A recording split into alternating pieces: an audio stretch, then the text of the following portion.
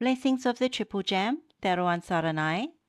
Welcome to another Sutta meditation series, Dhamma livestream, on this full moon poya. Heartfelt good wishes to everyone joining on this Uposatha day.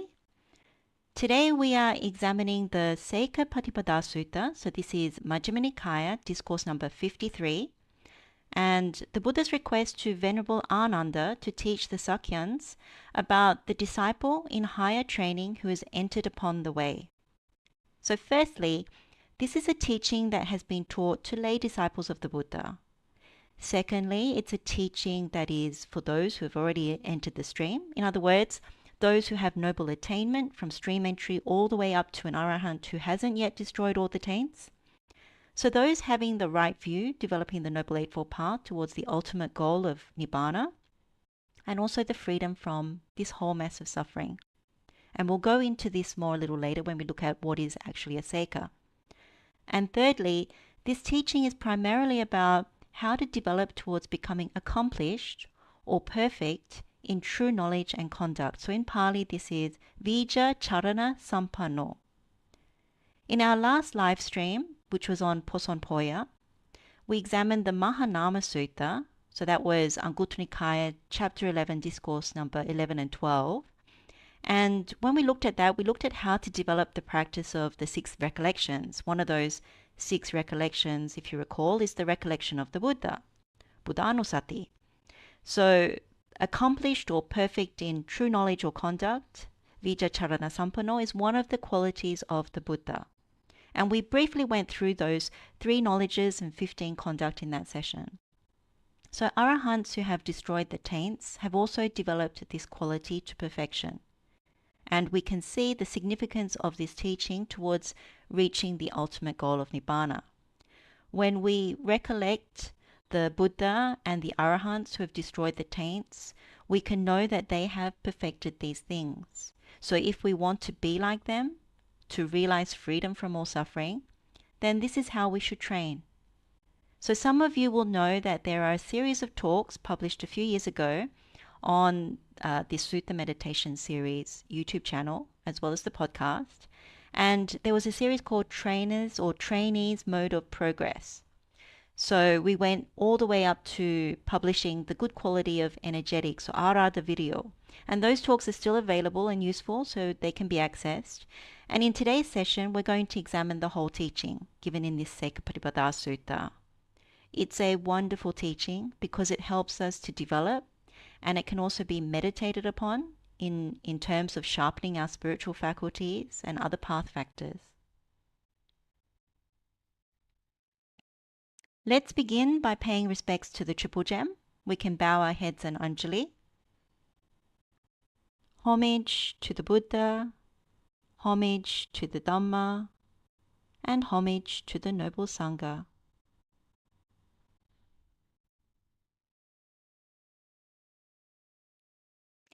So let's have a look at what we're going to cover in this session. So first we'll do our usual how to get the best out of this session, so tips and reminders. Then we'll start with the verse uttered by Brahmā Sanaṅkumara.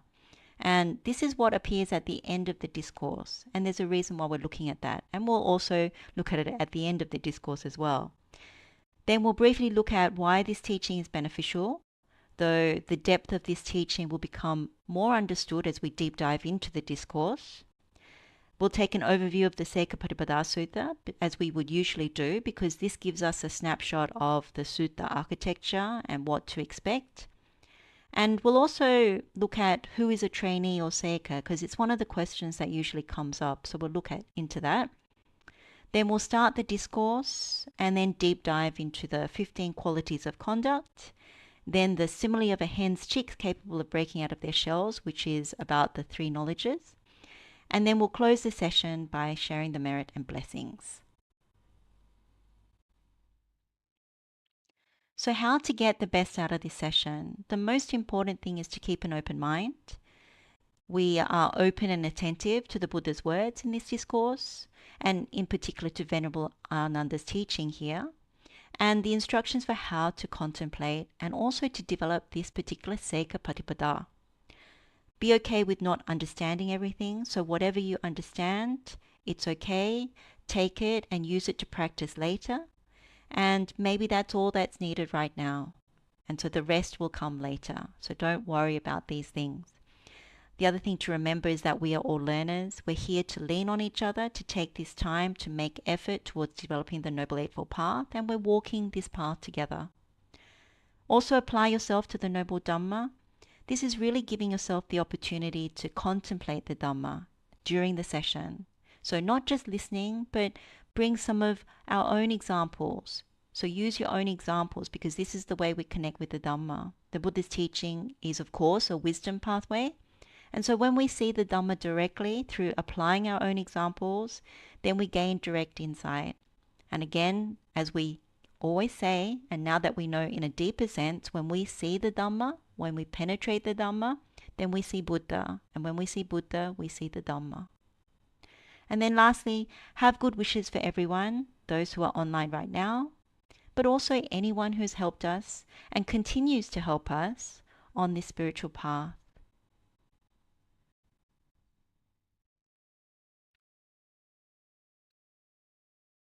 Let's begin with the verse uttered by Brahmā Sanaṅkumara, which appears at the end of this discourse, because the reason we're looking at it up front is because it helps us to understand the significance of this noble Dhamma that the Buddha has asked Venerable Ananda to teach the Sakyans.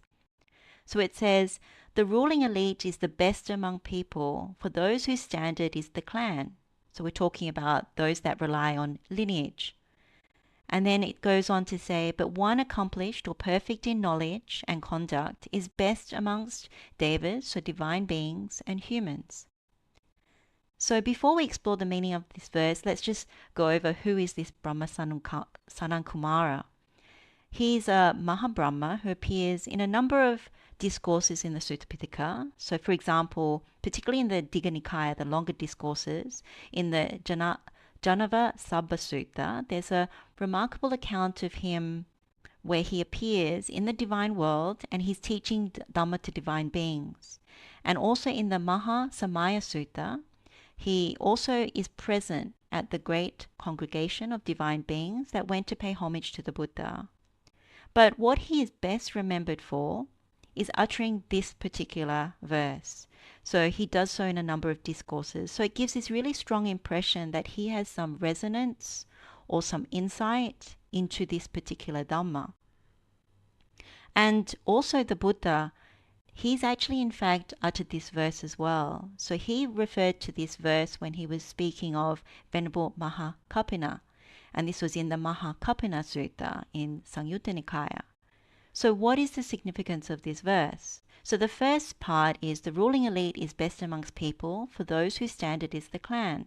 So in this world that we inhabit, our conventional yardstick is to declare that the best is based on lineage. So royalty, for example, is declared the best because they are born to the royal class. One cannot buy their way into being royal or wish their way into that. You have to be born into that to be truly royal. Similarly, we have elite generational political families. So these are the families that hold significant power and prestige, and so that is also based on lineage. And then we have elite generational families that hold significant wealth, and this is also based on lineage. So what we can see is that this forms the so-called ruling class or ruling elite in our conventional world. And this dictates the direction of which way the world navigates. And despite all opinions, or for all intents and purposes, what forms this ruling class is usually what people consider as the cream of the crop, the best of the best in the world. And this is the human world, of course. And so people will look at the ruling elite, the ruling class, and think, well, they have status, they have power, they have wealth, they have prestige. And knowingly or unknowingly, they want to be like them. Take them as role models. Strive to be in their position or close to it. So out of craving and ignorance, one would think, oh, these people are having permanent happiness. And so then what do? We make choices towards studies, work, the families we marry into, who we choose to work for, who we connect with. and so forth. And that's how we want to become the best of the best. But then the verse says, but one accomplished in knowledge and conduct is best amongst devas and humans.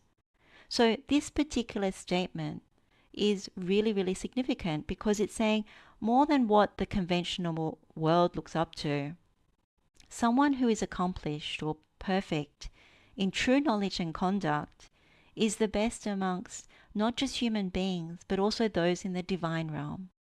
So the best really means the Buddhas and the Arahants who have destroyed the taints, because they are the ones who have perfected. They are truly perfect in knowledge and conduct, and they're completely free from all suffering. So if we're wise, we want to be like them, take them as our role models. So being the best in the conventional or mundane sense, that keeps us bound to suffering in samsara, going from birth to birth. One may have some relative happiness in terms of gain, honor, and praise, but it's only for one lifetime, and then we're still subject to karma and rebirth. But when we practice this Dhamma towards becoming perfect in knowledge and conduct, we lean towards freedom from all suffering and not going from birth to birth, being able to realize our ultimate goal of Nibbana. So this is the context for this teaching, for this Sekha-patipada. And so when we understand the distinction between mundane and the supramundane idea of what is the best, we can be more prudent about where we put our effort and who we glorify and look up to.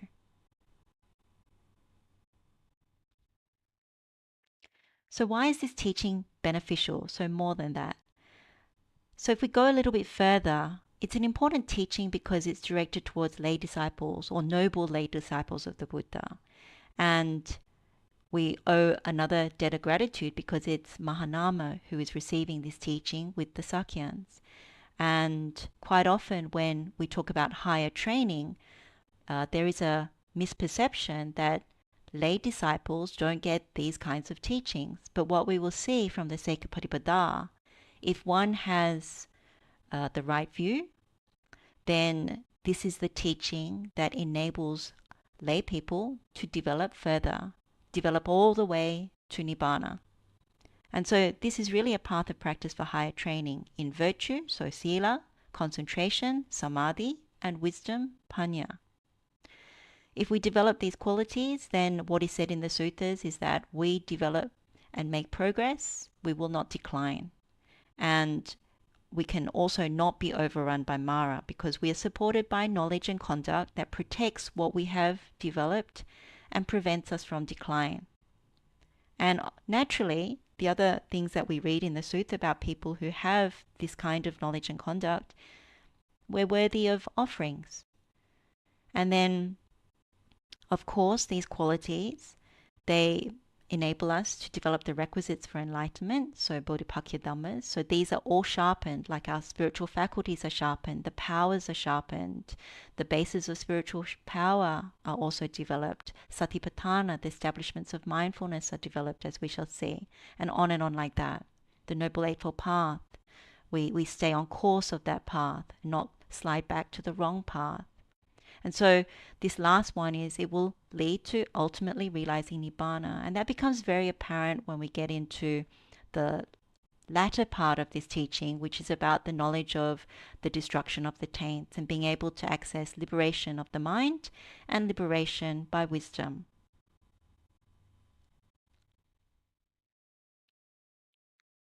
So it's always good to get a bird's eye picture of the sutta architecture before we launch in. So the Sekha-patipada Sutta can be broken into about 5 parts. So part 1 is the invitation to the Buddha to use the Sakyan's newly built hall. And the Buddha accepts the invitation and accompanied by the Sangha, instructs the Sakyans on a talk on the Dhamma, and then he asks Venerable Ānanda to instruct them on the Sekha-patipada, so the trainee's mode of practice or progress. And then part 2 is where Venerable Ānanda addresses Mahanama the Sakyan and explains to the entire congregation the 15 qualities of conduct that constitute this Sekha-patipada. And then he gives the simile of a hen's chicks, capable of breaking out of their shells. And so part 3 becomes the explanation about the 3 knowledges as the ways of breaking out of of the hen's, like the hen's chicks from the shells. And part 4, Venerable Ananda confirms that when a noble disciple has these 15 qualities of conduct and 3 knowledges, they are said to be perfect in true knowledge, perfect in conduct, and perfect in true knowledge and conduct. And then the last part is where we have that verse from Brahmā Sanaṅkumara. And in that particular last part of this sutta, the Buddha approves what Brahmā Sanaṅkumara has said. And he also approves Venerable Ananda's instruction to the Sakyans. And so the congregation is delighted and satisfied with the words.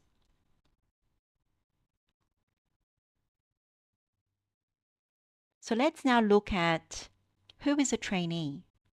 So it's useful to look at both words actually, Sekha and Patipada. So let's first look at Patipada before we look at who is a trainee.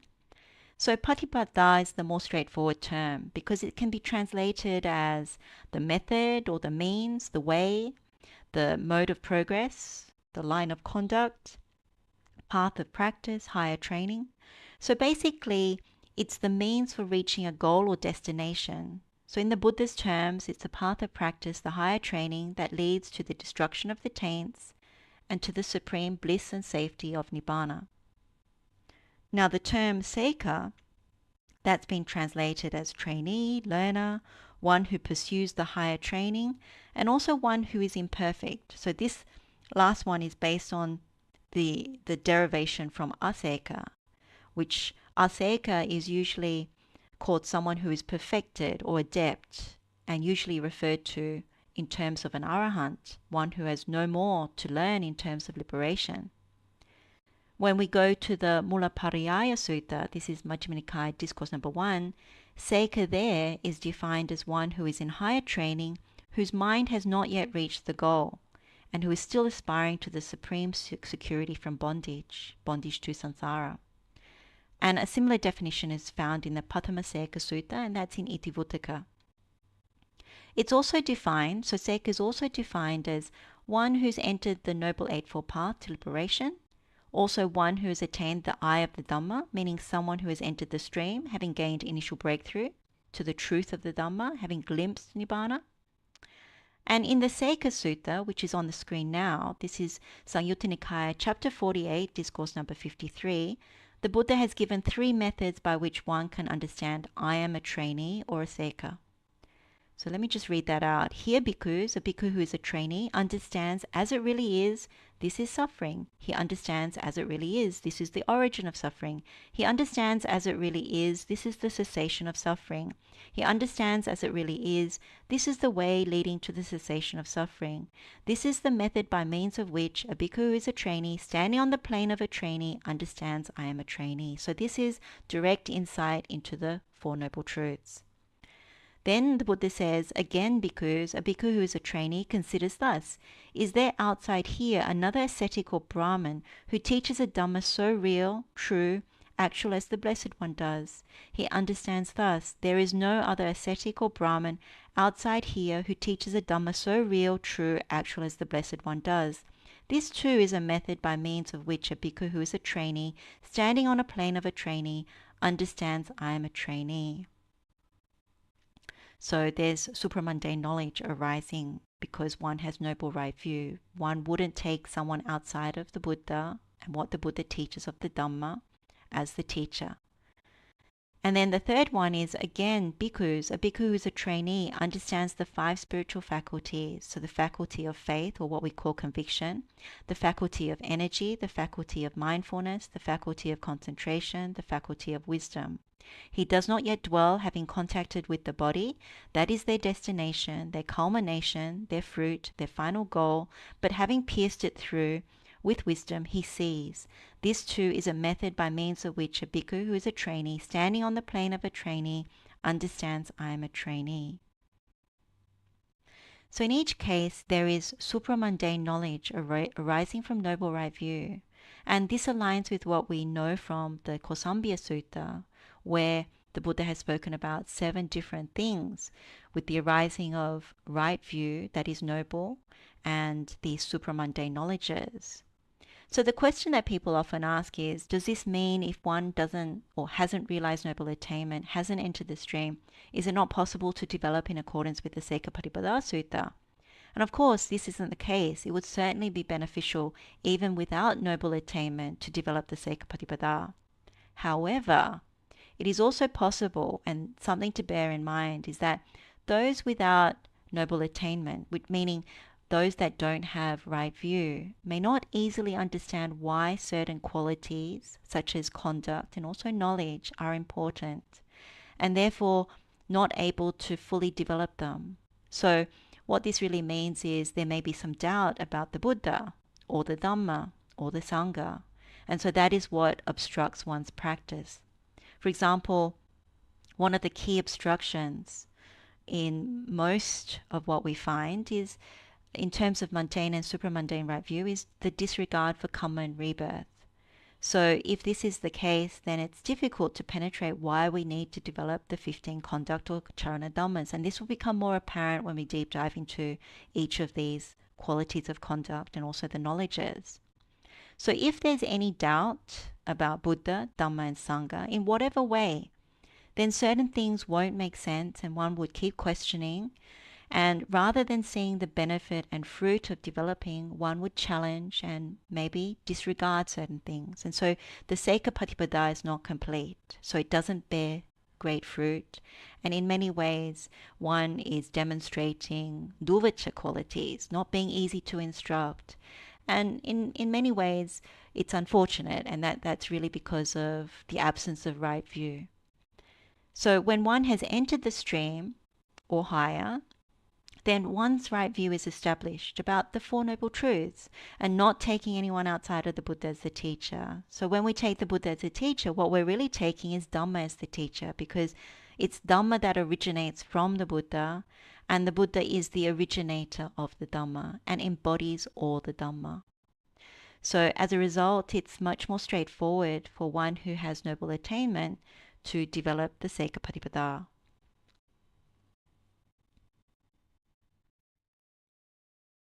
Let's now start our examination of the Sekha-patipada. It says, "Thus have I heard, on one occasion, the Blessed One was living in the Sakyan country at Kapilavatthu in Nigroda's park.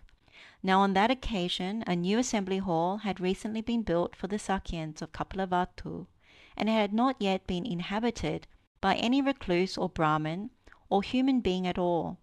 Then the Sakyans of Kapilavatthu went to the Blessed One. After paying homage to him, they sat down at one side and said to him, 'Venerable Sir, a new assembly hall has recently been built here for the Sakyans of Kapilavatthu, and it has not yet been inhabited by any recluse or Brahmin or human being at all. Venerable Sir, let the Blessed One be the first to use it.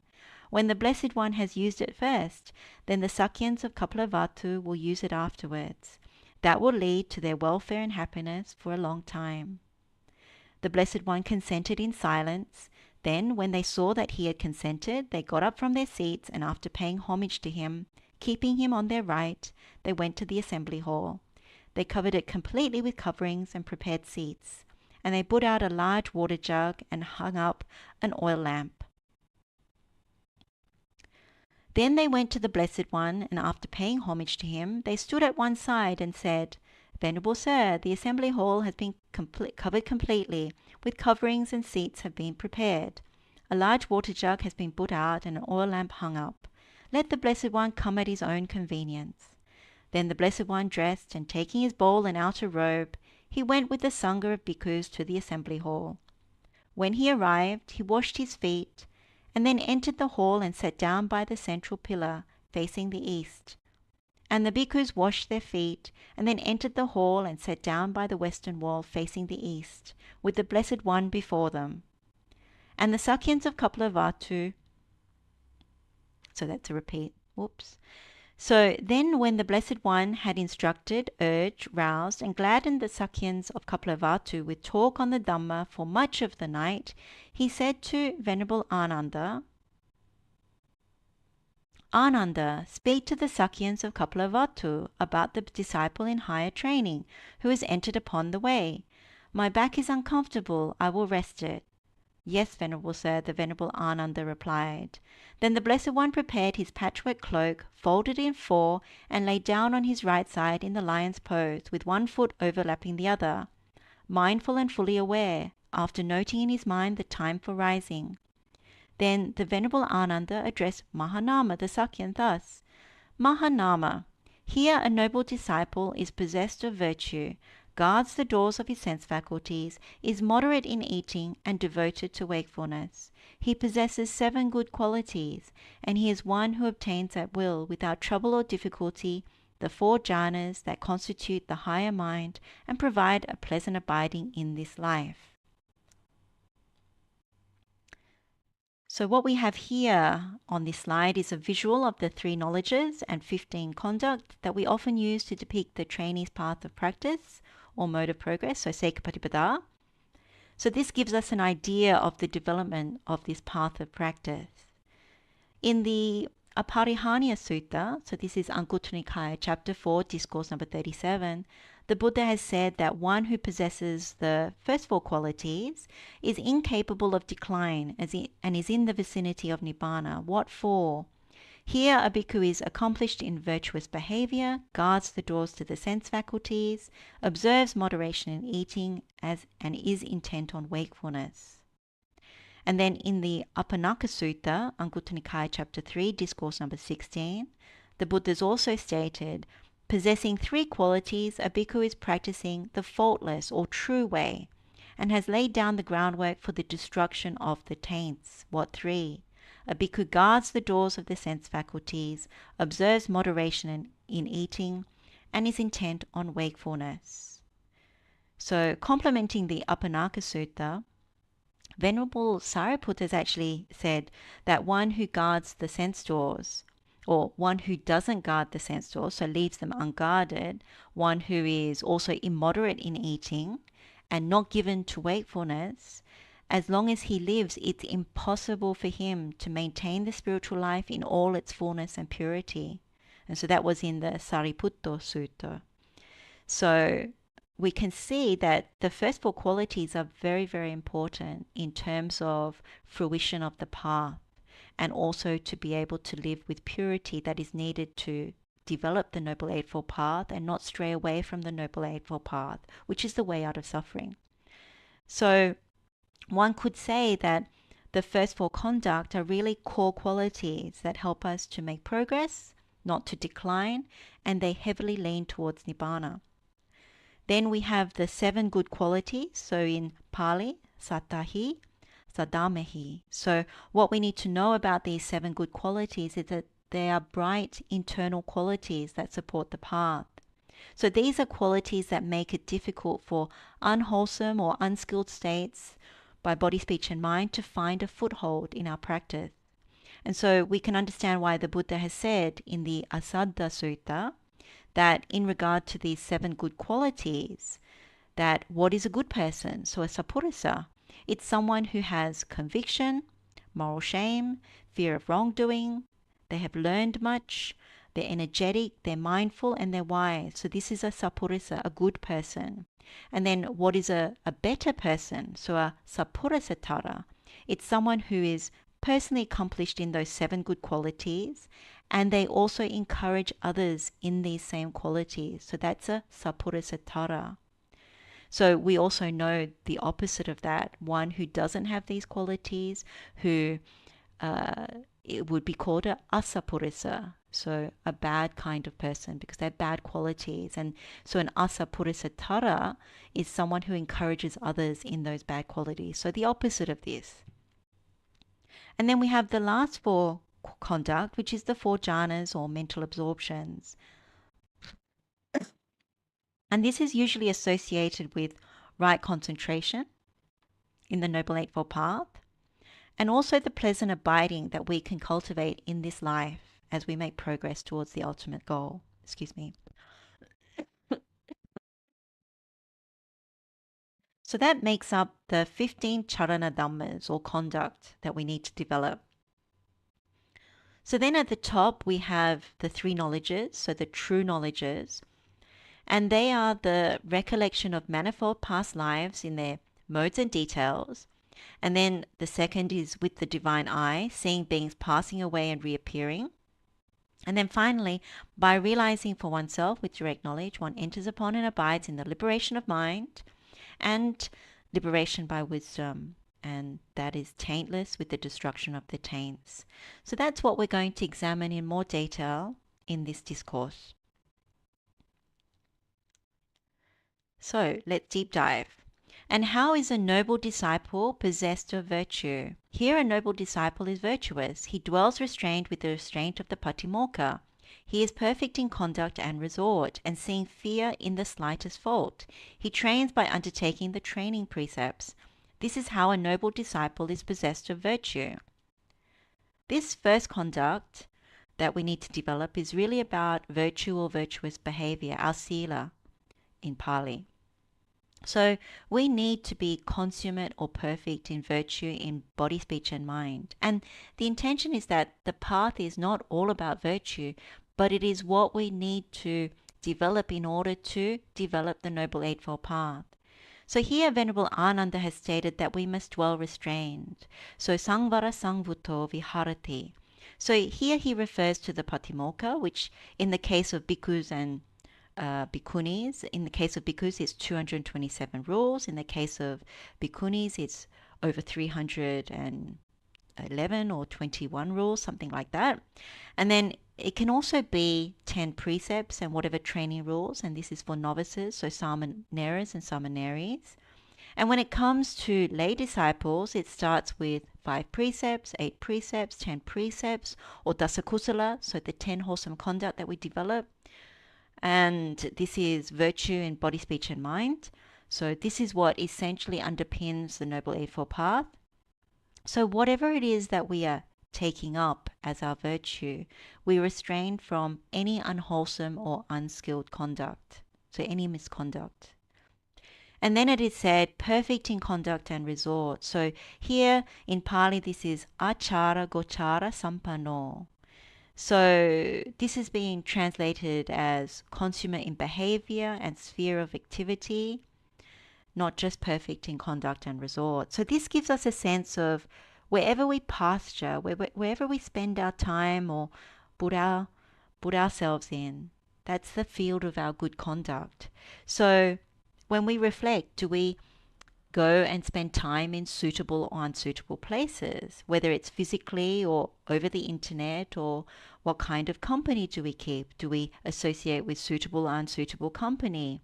And what is conducive to developing and maintaining virtue versus what is not conducive to that? So you get the sense that there's a very active and conscious part to developing virtue and being in possession of virtue. It's not a passive or unconscious thing. We make very prudent choices when we assess and reflect. So in that sense, we don't want to be caught in difficult situations that will challenge our ability to develop and also maintain our virtue. Now, in some instances that is difficult. So if we have to go to work, sometimes we work in quite toxic environments or have to deal with quite difficult or challenging people. But even in that context, we still have certain choices about the amount of time we spend or how much gravitas we give to certain people who demonstrate quite poor qualities. So examples could be, if we want to refrain from intoxicants such as alcohol and drugs, then we would question ourselves, would we want to frequent bars, pubs, places where people use drugs, things like that. So that's in a physical sense. And then when it comes to speech, like if we want to refrain from frivolous speech because we know it's rooted in delusion, then would we place ourselves in company that is gossiping and spending time sharing information about people and other things like that? So that's from a verbal perspective.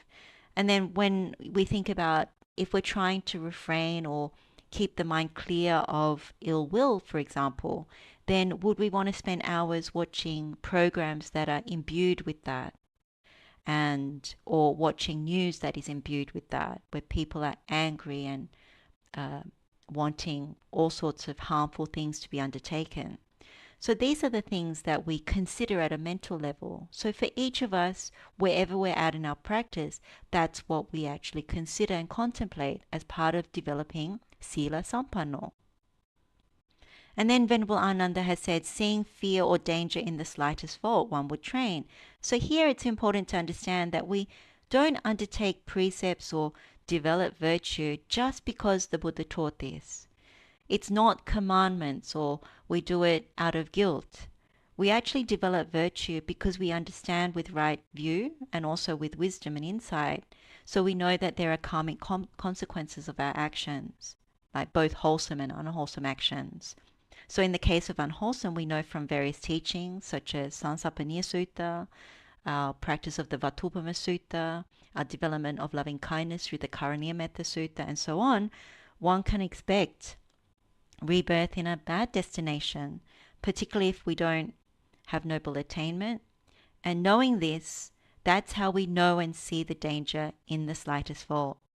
So one of the supramundane knowledges arising from Noble Right View that we learnt in the Kosambhya Sutta is that when we have at this level what comes from Noble Right View, then we don't even seek to hide or cover up any transgression because we see the danger in the slightest fault. Instead, we're happy to admit and confess if we've done wrongdoing because then this is part of our noble washing. And we also understand that virtue is needed for developing this Noble Eightfold Path. So it's the way out of suffering, this Noble Eightfold Path. Noble Eightfold Path goes against our underlying tendency, that which has brought us back into another birth. So Noble Eightfold Path is rooted in non-greed, non-hate, non-delusion. So we understand that if we tolerate, if we indulge in unwholesome conduct in body, speech and mind, then all we're doing is we're continuing to breed defilements and we develop the wrong path and it's imbued with greed, hatred and delusion. So it's not good for us. And we've also discussed the three authorities. So this is from the Adhipateya Sutta. This was in one of our Metta labs, that these three authorities, they help us not to do the slightest wrong. So if we take oneself as the authority, then we have some understanding of arising and passing away of suffering. And so we think it wouldn't be proper for me to have misconduct, and so we abandon it. And then if we take the world as our authority, we know that in the world there are beings that have psychic potency, they have the divine eye who know the minds of others. And so there's also divine beings who would also know. And so again, when we reflect on this, we would refrain. We would say, it's not proper for me to have misconduct. And so we would abandon it. And then Dhamma as one's authority. So we know that this has been well expounded by the Blessed One. It's directly visible. So all these good qualities of the Dhamma, immediate, inviting one to come and see, applicable, and to be experienced personally by the wise. So there are fellow monastics and lay disciples, our Kalyana Mittas, who would also know and see if we do misconduct. And so again, what would arise in the mind is it would not be proper for me to do misconduct. And so we abandon or refrain from doing so. And even more so than that, if we know at the point of death, with the breakup of the body, if we've trained in having this kind of virtue, so sīlasampanno, what we're really saying is that we don't want to undertake any volitional formation, so killing, stealing, sexual misconduct, the wrong kinds of speech and so on, that would activate dependent origination. So this kind of practice, although it's about sila, it's really about deepening our wisdom faculty, sharpening all our spiritual faculties. And so when we know that we don't want to activate dependent origination, that ignorance is a condition for volitional formations, and we are developing these things in order to overcome ignorance, then at the level of volitional formations, we know that's the condition for consciousness. So we can stop that by stopping our volitional formations and not taking another birth. So that's the deeper part of this. So what we can see, essentially, even lightly or as deeply, we can see that becoming accomplished in virtue, a possessor of virtue, we naturally want to guard our sense faculties. And so we come to the second conduct that needs to be developed. So we're familiar with the Buddha's teachings on guarding the doors to the sense faculty. So it comes up time and time again in many of our sutta meditations, whether it's guarding, restraining, controlling, or calming our sense faculties. So in the Sekha-paṭipadā Sutta, Venerable Ananda has said to the Sakyans, "And how does a noble disciple guard the doors of his sense faculties? On seeing a form with the eye, a noble disciple does not grasp at its signs and features, since if he left the eye faculty unguarded, evil unwholesome states of covetousness and grief, or what we usually say is sadness, might invade him."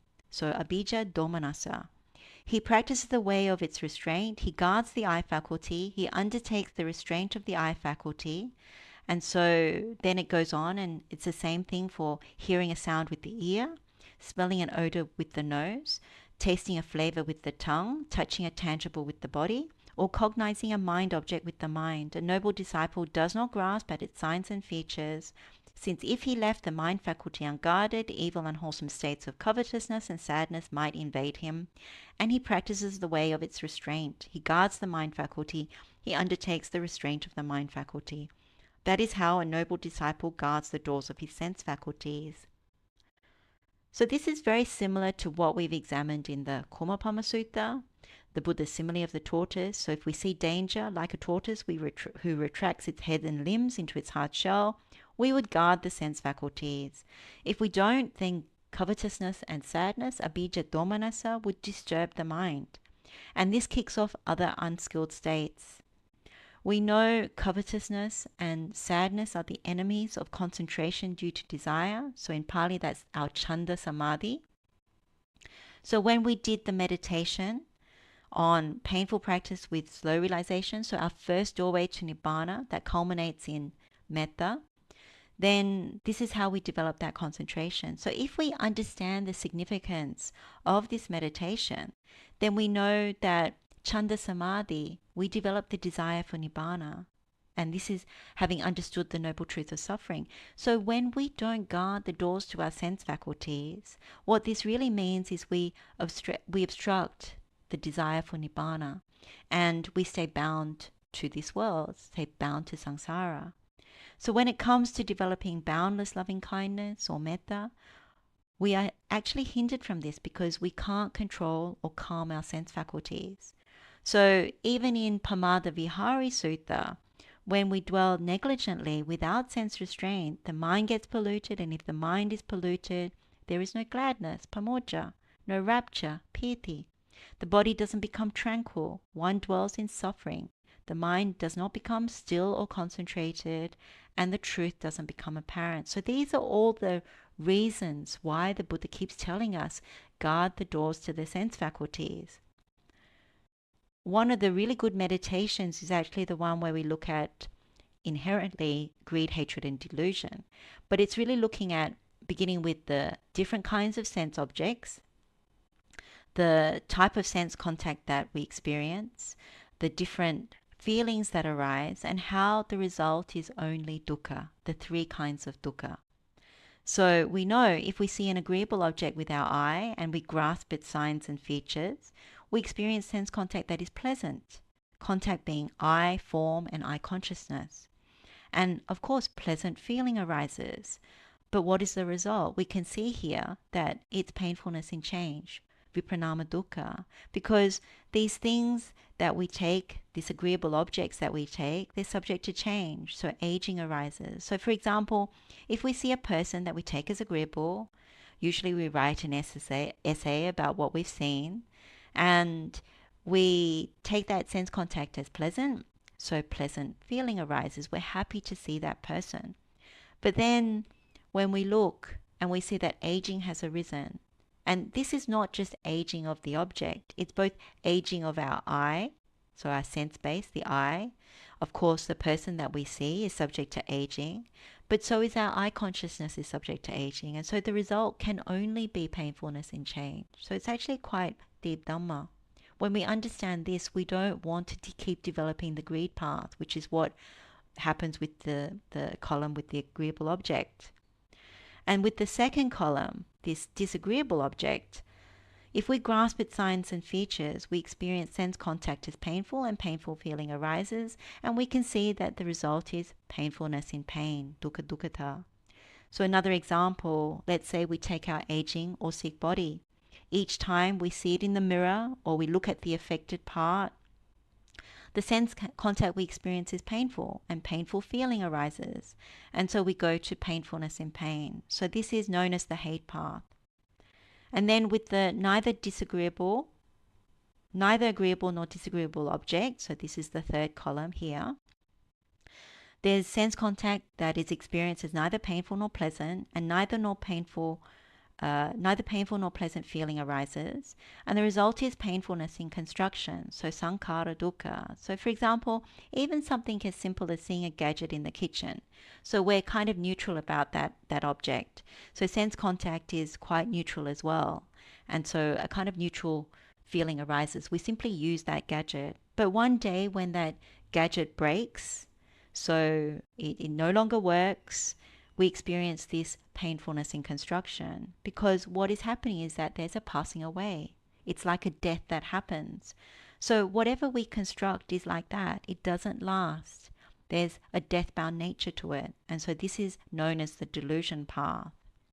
So we contemplate this Dhamma not just for the eye faculty, but for all the other sense faculties as well. And when we develop the meditation and penetrate this Dhamma, then what automatically arises for us is wanting to guard our sense faculties, because what we see is the result is always dukkha. So we want to restrain the eye, the ear, the nose, the tongue, the body, and of course the mind. Now, some of you will remember the Avijja Sutta. So this is the Avijja Sutta, Anguttara Nikāya, chapter 10, discourse number 61, where the restraint of the sense faculties is the nutriment for the three kinds of good conduct.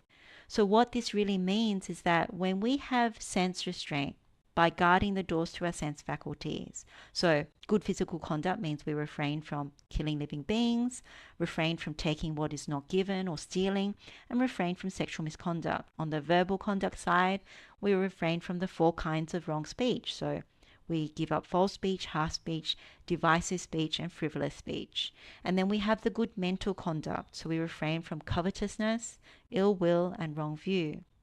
Now, without sense restraint, if we don't guard the sense doors, then what will happen is we destroy the virtue that we've already developed. When we lack virtue, what happens is we will decline in our practice. We're leaning away from the Noble Eightfold Path and away from Nibbana. So that's also something that needs to be understood, that this second kind of conduct actually helps us to maintain our sīla that we have developed and to not fall from that place.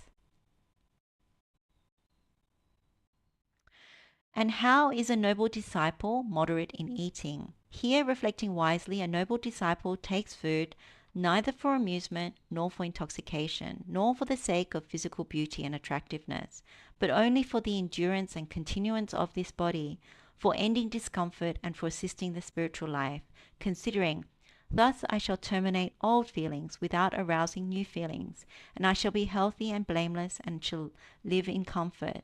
That is how a noble disciple is moderate in eating. So with this third conduct, what Venerable Ananda has taught here is the same as wise contemplation of the Buddha's words in the Puttamansa Sutta. So that is Samyutta Nikāya, chapter 12, discourse number 63. And the Buddha gave a very powerful simile of the sun's flesh.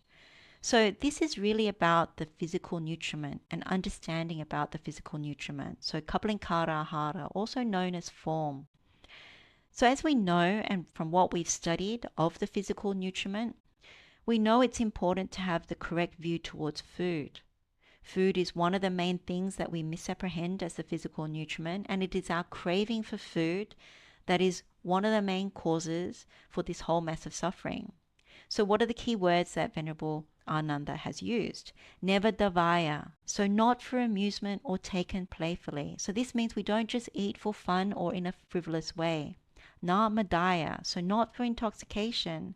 So we're not meant to indulge our senses, not meant to glorify food and become addicted to things. And then na mandanaya, so not for the sake of physical beauty or putting on bulk. So we don't eat with our physical appearance in mind. And then na vibhusanaya, so not for attractiveness or decoration, adornment, or beautification. So as part of developing this particular quality of conduct, it's good to contemplate those words, to really check whether we understand their meaning, and really to contemplate that simile of a son's flesh, because that's the most powerful teaching that the Buddha has given. And he's given it for a reason, because he's correcting our perception, and he's correcting how we think about food and the views that we have around food. In the conventional world, what is actually apparent is that they don't follow the Buddha's approach. So conventionally, from young, we're trained to eat for amusement, that it's quite okay to get intoxicated with food, to glorify it, and even to develop an identity around food, such as I'm a foodie, or I'm a food influencer, or something like that, and to eat considering our physical beauty or bulking or attractiveness. So even certain kinds of food are prepared or decorated and presented with this kind of thing in mind.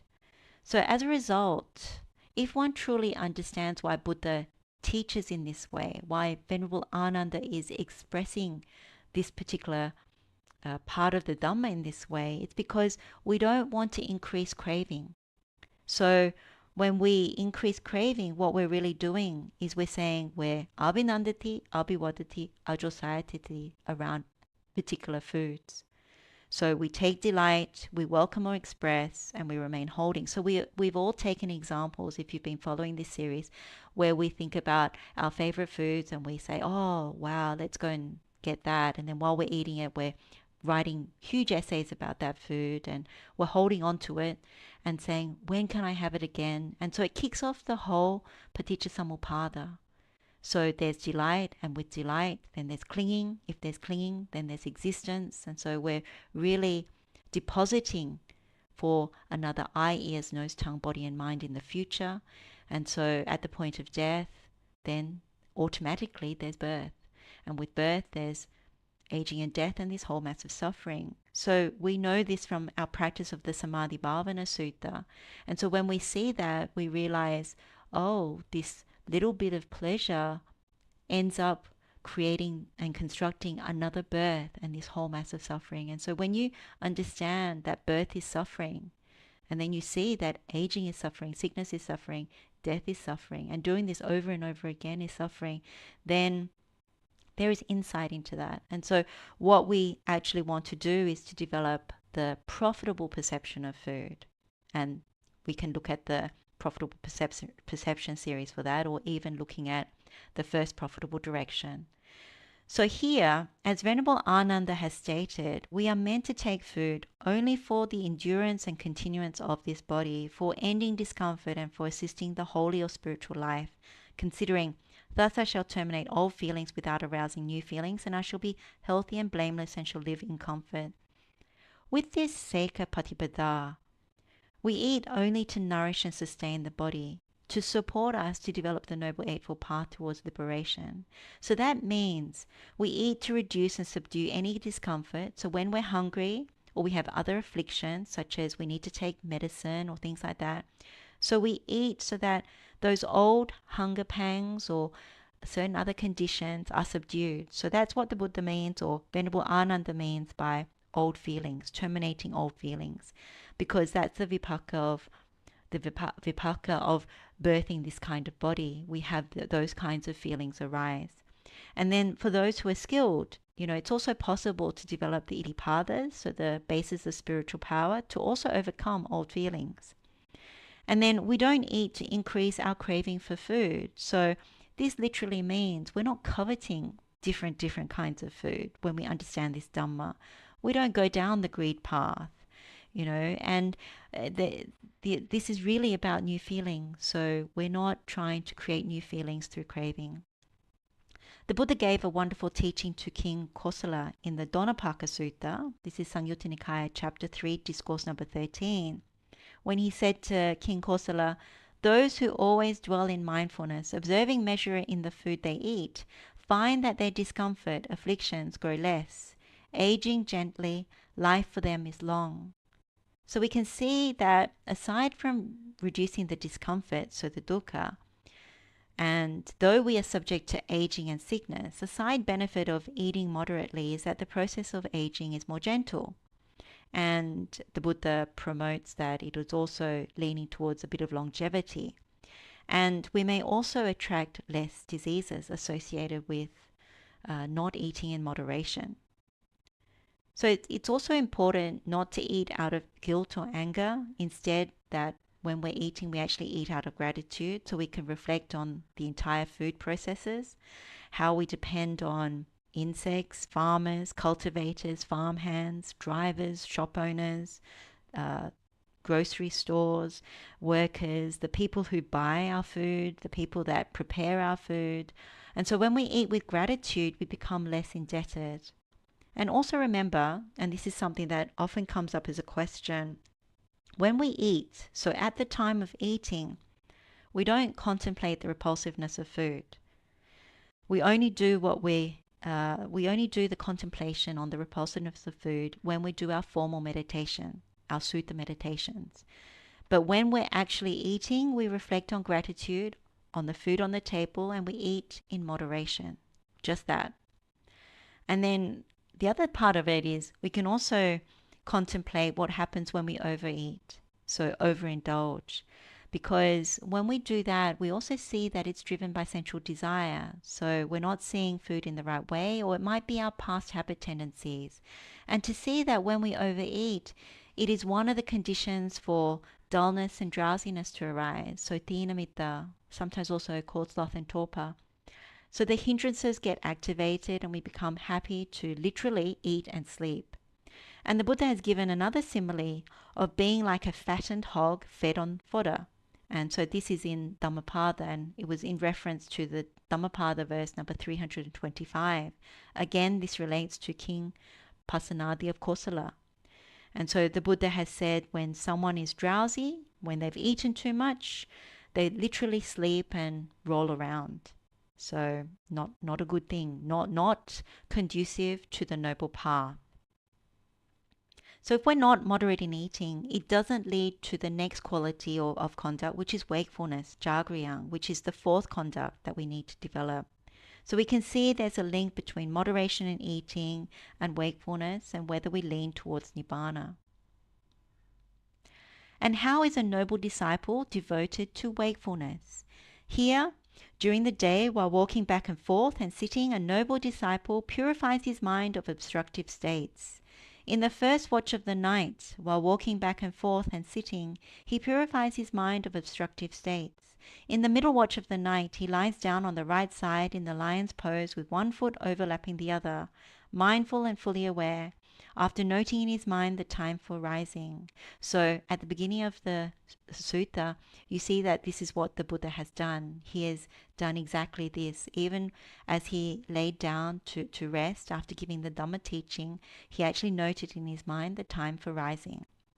And then after rising in the third watch of the night, while walking back and forth and sitting, he purifies his mind of obstructive states. That is how a noble disciple is devoted to wakefulness. So the Pali word here is jāgariyaṁ. We call it wakefulness. It can also be translated as watchfulness, alertness, and vigilance. So with regards to this Sekha-patipada, it's applied in the sense of being wakeful and watchful or alert to the danger of obstructive states of mind. So any unwholesome, unskilled states. At the time of the Buddha, monastics who followed the Buddha would only sleep or rest in the middle watch of the night, so from 10 p.m. to 2 p.m. So during the first watch, which was from dusk till about 10 p.m., and the third watch, 2 a.m. till dawn, they would practice either sitting or the walking posture. Now we know from the Tuvataka Sutta, this is from Sutta Nipata, the Buddha repeatedly said in that sutta, wakefulness is better than sleep, because there's no fear for the wakeful. So fear of unwholesome states, fear of falling from the practice, fear of experiencing dukkha, fear of being outrun by Mara, all these different things. So we know the Buddha considered sleep as slothful. And there's this link, as we said before, to the hindrance of dullness and drowsiness that gives rise to delusion. So for lay people, following these 3 watches is not practical. So that's quite obvious, because having to work, having other household responsibilities, such as bringing up family, attending to parents, various different things. So it's still good to know that this is the benchmark and to lean in that direction and even practice some of it when there are conducive conditions for solitude or seclusion. So when we have kaya viveka, so when we go on retreat, or when we have a day of practice at home on the weekend, where we have put down all our duties and have agreements with people in the household that that's our time of practice, then we may observe some of this. Or on the uposatha day, we may do that as well. So it's not a must to fulfill the 3 watches of the night. But if we have kaya viveka, then that is when we may attempt to lean closer to this benchmark. Now, being wakeful means that we are particularly wakeful or watchful to the 5 hindrances. So as it's said again in the Vijjācaraṇasampanno, so Anguttara Nikāya chapter 10, discourse 61, the 5 hindrances we know are the nutriment for ignorance, for avijja. So if the hindrances have arisen, we need to remove them by applying any medicine that we know from the Buddha. And if they haven't arisen, we prevent them from arising by guarding our sense doors. So you can see how these things are all linked. So being wakeful means that we actively purify or cleanse the mind of hindrances. So wakefulness is associated also with noble washing, āraddhavīriyo, or even what we do in Vatuppama Sutta to do the inner bathing. It's also part of being wakeful. So as an example, if there's sensual desire, kama chanda, we know the medicine that the Buddha prescribes, one of the medicines is asubha, repulsiveness. So when sensual desire arises, we have many options. We can contemplate the 32 parts of the body. We can do the death contemplation. We can contemplate the body as a bag containing 9 holes, or a bag of impurities, things like that. And so there's an active contemplation that happens if you know sensual desire has arisen. So that is part of being wakeful, part of developing this quality of wakefulness. And even with ill will, as another example, we know that the medicine, one of the medicines that the Buddha prescribes, the main one is developing metta, loving kindness. So we would contemplate, cultivate, develop metta, and so on and so forth like that. So each of the medicines, there are different medicines we know we've been through before for the 5 hindrances. So when we recall some of the discourses in the Bojjhanga Samyutta, so Samyutta Nikāya chapter 46 in particular, we already know that the hindrances are the opposite of the factors of enlightenment, the Bojjhangas. So the 5 hindrances in that chapter of Samyutta Nikāya, it says they're the makers of blindness. They cause lack of vision. They cause lack of knowledge. They're detrimental to wisdom, basically destroy our wisdom. They tending to vexation, leading away from nibbana. So it's quite dire. That's why wakefulness doesn't allow these things to be there. It destroys what we have developed if we have developed the wholesome. And in the Upakilesa Sutta, also in the Bojjhanga Samyutta, it says, the 5 corruptions of the mind, corrupted by which the mind is neither malleable, nor wieldy, nor radiant, but brittle, and not rightly concentrated for the destruction of the taints. So it's a huge obstruction if we are practicing towards nibbana, to the destruction of the taints. So we can't allow these things to be there. So these are the things that we know and have examined numerous times, and it's not a new thing to us. It's just we reiterate these things as part of the Sekha-patipada, and knowing that this is why we develop wakefulness. So the Buddha throughout his teachings emphasized and encouraged purification of the mind by abandoning unwholesome, unskilled states. So wakefulness as a quality of conduct supports that. And you can see, yet again, it's something that is not passive.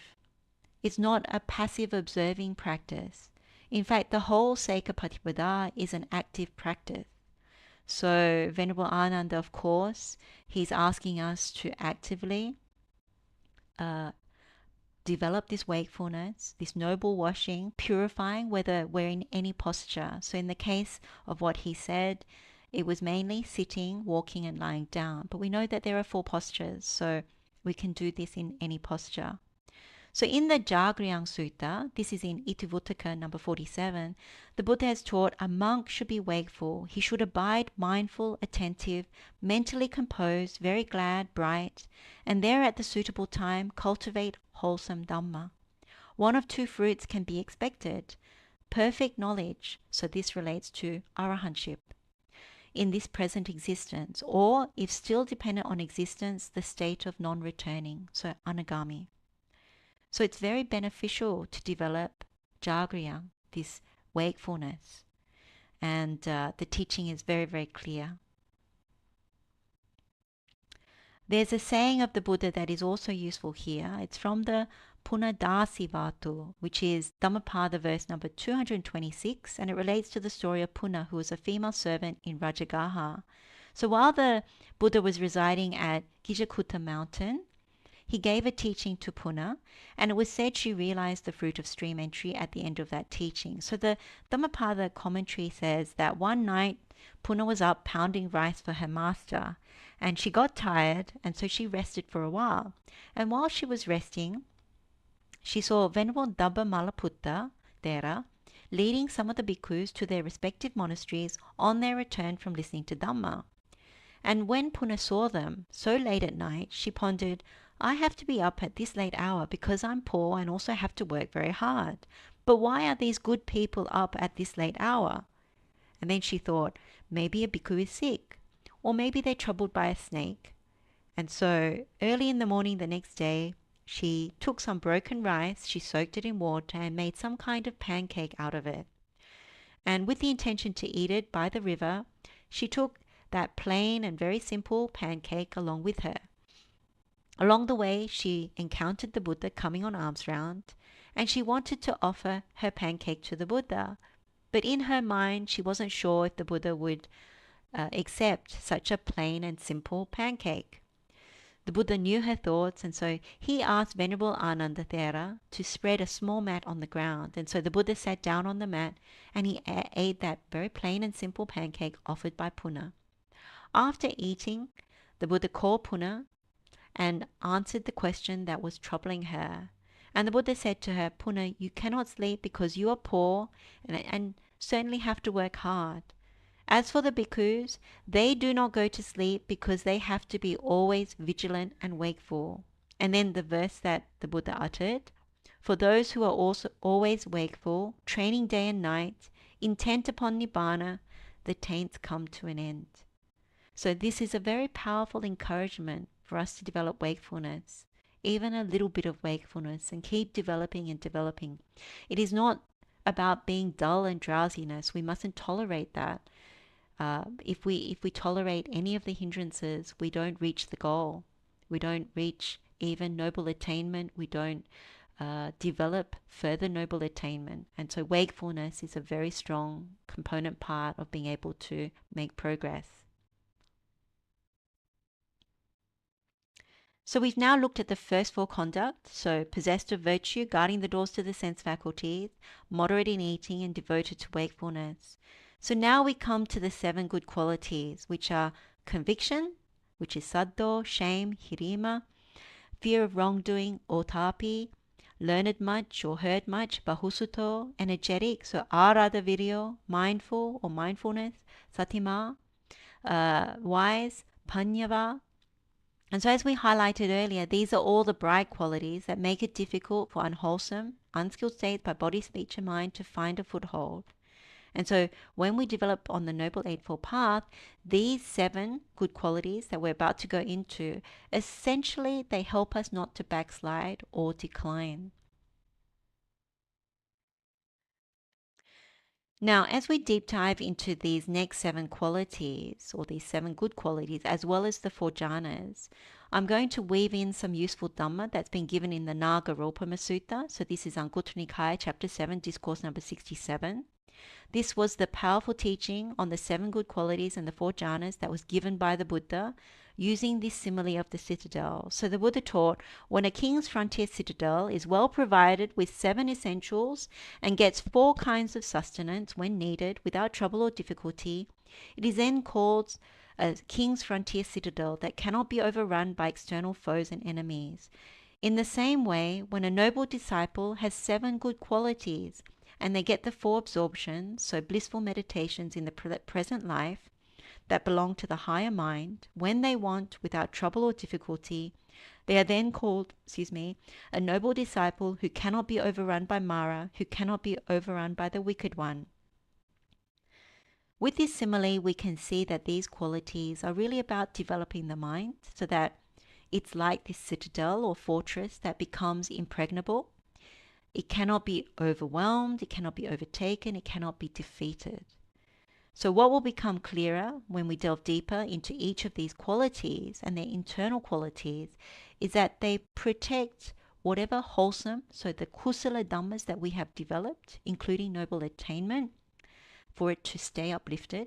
And if done properly, then we can't and won't be overwhelmed by external things. So sensual things, things that are in the world to tempt us, to challenge us, to take us off the right path. And this includes Mara and Mara's armies. We won't get ensnared, so we won't decline. And as we go through the 7 good qualities one by one, I'll keep referencing this simile of the citadel. Okay, so how does a noble disciple possess 7 good qualities? Here, a noble disciple has conviction. He places his conviction in the Tathagata's enlightenment thus: the Blessed One is an Arahant, perfectly enlightened, perfect in true knowledge and conduct, fortunate, knower of the world, unsurpassed trainer of persons to be tamed, teacher of devas and humans, the enlightened one, the Blessed One. So we recently discussed this when we looked at the Mahānāma Sutta and the recollection of the Buddha. As we said there, when we contemplate the Buddha's 9 qualities, so this is in the Itipiso Gatha, we are really contemplating the Dhamma, as the Buddha is literally the embodiment of the Dhamma that originated with him.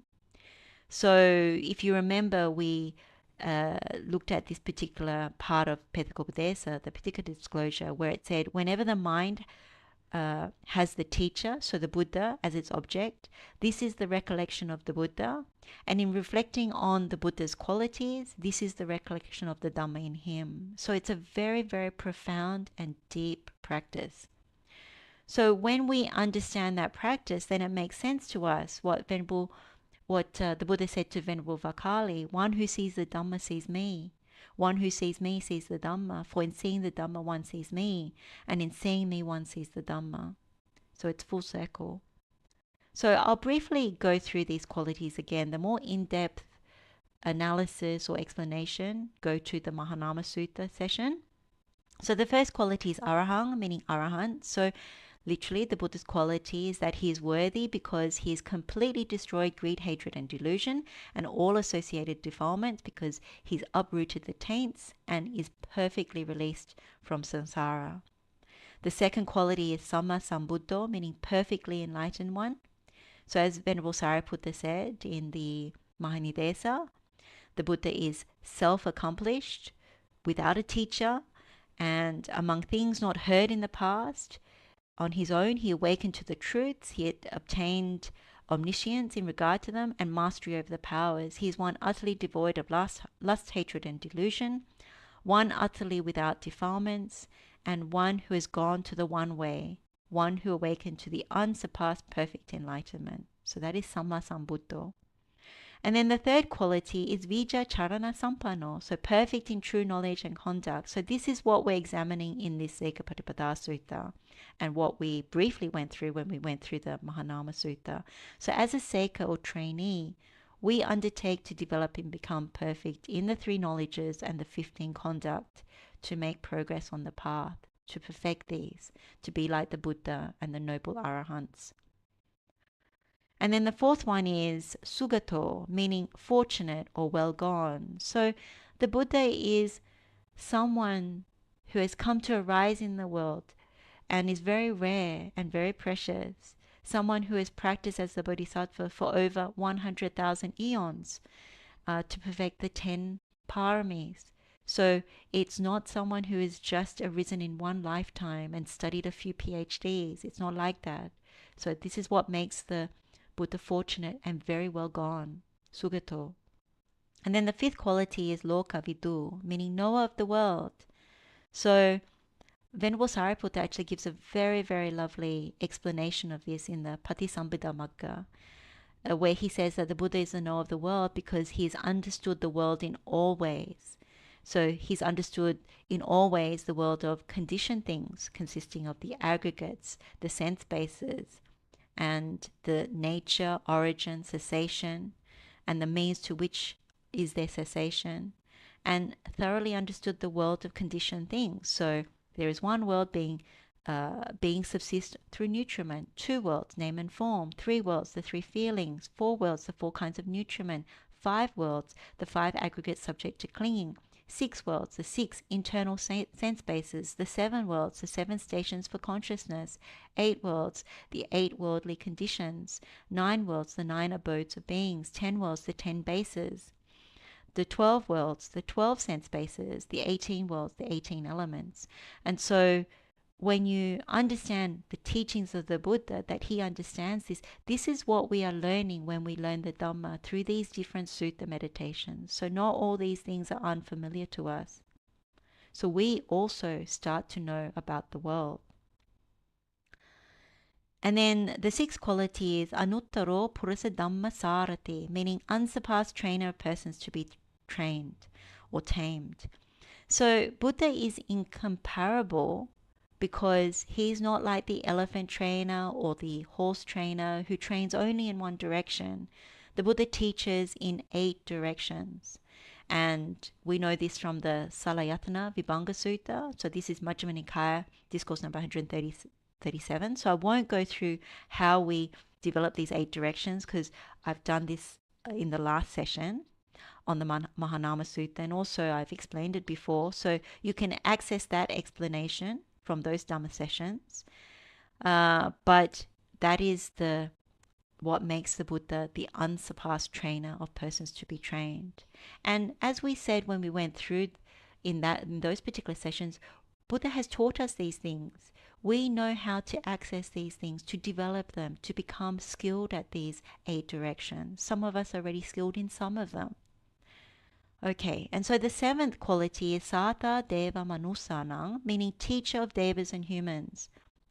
The Buddha would teach devas and humans out of compassion for their welfare and benefit in this life and in lives to come, and to help all living beings to attain complete liberation from all suffering. So that comes from the Buddha's great compassion.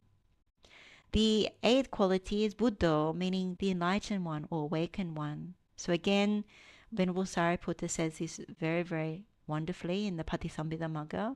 The Buddha is one who has awakened to the truths, as one who awakens this population, as all-knowing, as all-seeing, as not being guided by others. That is the meaning of Buddha. And then the 9th quality is Bhagava, meaning blessed one. And again, the Venerable Sariputta says this very, very well. And it's very, very long because it speaks of the fact that, again, the Buddha has demolished or destroyed lust, hatred, and delusion, destroyed conceit, destroyed views, destroyed the thorn, destroyed defilements. And then the Buddha, as the Blessed One, he has divided up, analyzed, classified the gem of the Dhamma. And so there's so many more different things that we went through and read out when we went through the Mahanama Sutta about all the qualities that make him the Blessed One. So when we recollect the Buddha in this way, these 9 qualities, what happens is our mind becomes very upright. It gains inspiration from the meaning of these qualities, gains inspiration from the Dhamma, because these qualities are literally about the Dhamma. And so we gain joy about this Dhamma. So in contrast, when we recollect other people and people who have mixed conduct and qualities. They may have unwholesome or unskilled states, so they still have greed, hatred, and delusion. Our mind wouldn't go in that direction of purification and become upright. Instead, it becomes defiled and polluted because we measure and evaluate, and if we agree with certain people who have those qualities, then we lean in that direction, which is a polluted and defiled direction. So recollecting the Buddha and the Buddha's noble qualities, impeccable qualities, is not an insignificant thing. Even just speaking through these qualities of the Buddha, the mind gets happy. So we know the Buddha doesn't have any unwholesome qualities, no unskilled states. So when our mind reflects on that, although the Buddha no longer is in the world, our mind becomes purified because we know that the Dhamma still exists with us. And that is the Dhamma that is going to carry us towards Nibbana. Now, in the simile of the citadel, conviction or saddho is like the pillar has a deep base and is securely planted, immobile, unshakable. So this pillar gives us a strong sense that it has been well dug. It is rooted, supported, and of course it says it will not shake. So what makes this so? What it is wisdom. We use wisdom to dig and ensure our conviction, our pillar, has a deep base. So wisdom means it's supported by wisdom, supported by insight into the Dhamma. That's what makes us have conviction towards the Buddha's enlightenment, so his perfect enlightenment, and how he embodies the Dhamma through these qualities. So we know that the Buddha is the originator of the path, the producer of this path, the declarer of this path, the knower of this path, the discoverer of the path, and one skilled in the path. And so all the noble disciples who follow the path and become possessed of it, they come after the Buddha, as we do. We come after. Now, it's useful to mention here if we have doubts about the Buddha's enlightenment or his qualities, if we have doubts about aspects of the Dhamma, then we don't have a pillar that has been well dug. We don't have a deep base. And what this means is that our conviction is not securely planted and it can be quite shaky. So this kind of conviction the Buddha would call a rootless conviction or amulika saddha. It is something that is more like blind conviction or baseless in some cases as well. And if this is the case, then what happens is one can be overrun by Mara or anyone in this world. So that is why the Buddha emphasizes the importance of conviction, that it comes from right view, and right view is what develops the wisdom, and then the wisdom is what connects with this quality of conviction. So in the āraddhavīriyo Sutta, the Buddha says conviction is the best wealth for people. By conviction one crosses the flood. So the flood of sensual desire, the flood of existence, the flood of views, and the flood of ignorance. And in the Sekha-paṭipadā Sutta, the Buddha says there is no entering upon unwholesome so long as conviction is securely settled in cultivating wholesome qualities. But when conviction has disappeared or one lacks conviction, then there is entering upon the unwholesome. So we must not underestimate the power of this quality of conviction. Remember, it's only one of these 7 good qualities on the Sekha-patipada. And it's also one of the 5 spiritual faculties, so one of the indriyes, one of the balas, so one of the 5 powers, one of the 4 streams of merit, the punya-dharas, one of the 5 elements of exertion, so padana yanga, and also one of the 7 riches. Then the next quality is shame or moral shame, in Pali hiri. It can also be translated as having no scruples, lacking conscience, lacking integrity, and not having any internal censure. So Venerable Ananda has said he has shame. He is ashamed of misconduct in body, speech, and mind, ashamed of engaging in evil, unwholesome deeds. So in this simile of a citadel, the Buddha has said it's like the moat that is dug deep and wide. And we know that a moat is usually outside of the citadel, so it's there so nothing can cross to enter into the citadel. So if we're endowed with this second good quality of shame, then we don't allow any misconduct in body, speech, or mind. And if we were to allow or tolerate that kind of misconduct, we would be ashamed of engaging in it. For example, we would be ashamed of stealing other people's belongings, or we would be ashamed of people knowing that we engage in harsh speech, like seeing us tell somebody off, or we would be ashamed of hitting someone and people seeing that. So we can see that shame helps us to prevent us from doing misconduct, and it also helps us to maintain or project our virtue, whatever we've already developed.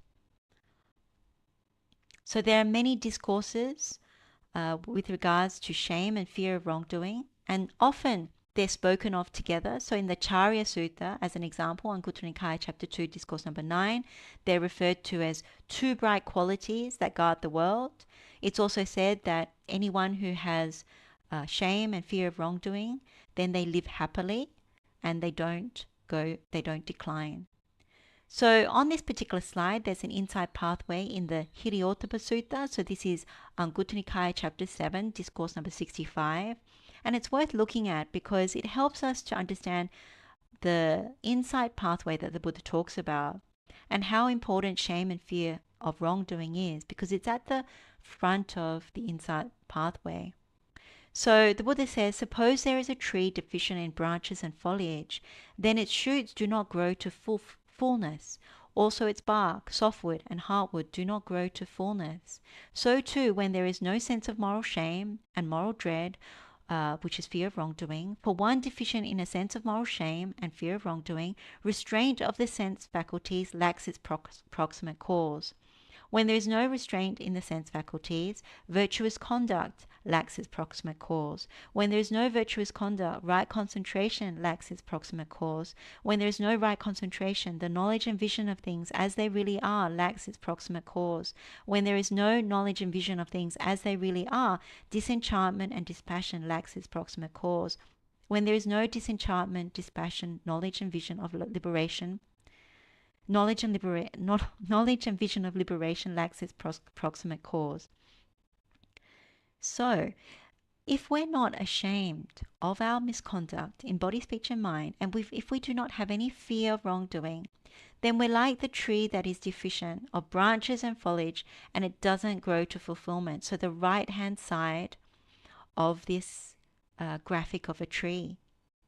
So it's impossible to actually develop the noble path because so many things are missing. It doesn't lead to any of the wholesome things arising. Now, if we're ashamed of misconduct and we have the fear of wrongdoing, then we're like the tree on the other side, possessing branches and that will grow to fullness, because shame and fear of wrongdoing means that we will restrain our sense faculties because of the shame, because of the fear. We would say, yes, let's guard the doors to our sense faculties. If that's the case, then we can have our virtuous conduct and we can actually be the possessor of virtue. And as a result of that, we can have right concentration, because we know one of the things about right concentration is that we are free from sensual defilements or sensual pleasures, and we are free from defilements. So that aligns with virtuous conduct. And if we have the right concentration, then knowledge and vision of things as they truly are is there. Then we become disenchanted, dispassionate with the world, and of course knowledge and vision of liberation arises. So let's take an example so we can connect with this Dhamma, because it's not really easy sometimes to fully grasp in terms of in practice how we do it. So most of us would know if we see a pig eating, they will eat anything. So they'll eat even excrement. When we see a pig eating excrement, most of us would be ashamed, thinking, ooh, that pig is eating excrement, because our kind of food is different. We wouldn't be caught eating that kind of food.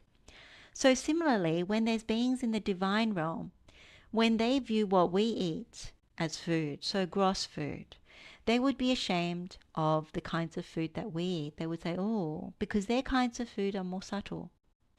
Now, what this is showing us is how the pig, when it looks at excrement as its food, it takes fare in the foul.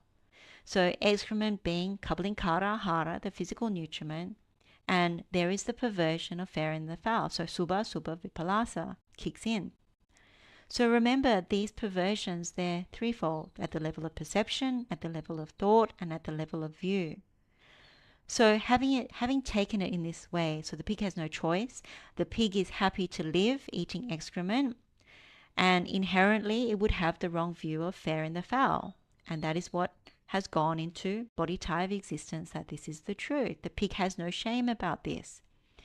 Now, what we don't see is that we are also like the pig. When it comes to the foods that we like to eat, certain things we may also have the perversion of fair and the foul. Subha, asubha, vipallasa is also kicking in. At that time, we may not see its true nature. We have abhinandati, abhivadati, ajasvaya titati.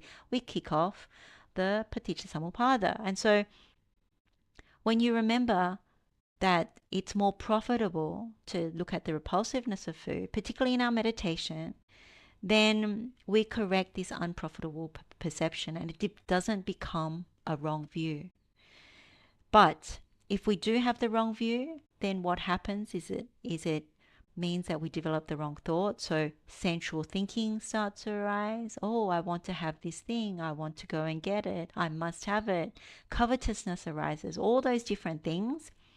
So wrong thought then leads to wrong speech. Wrong speech leads to wrong action, and so on like that. And so that's how you see the link between having this misconduct in body, speech, and mind, how the wrong path comes to unfold and keeps us bound to this whole mess of suffering.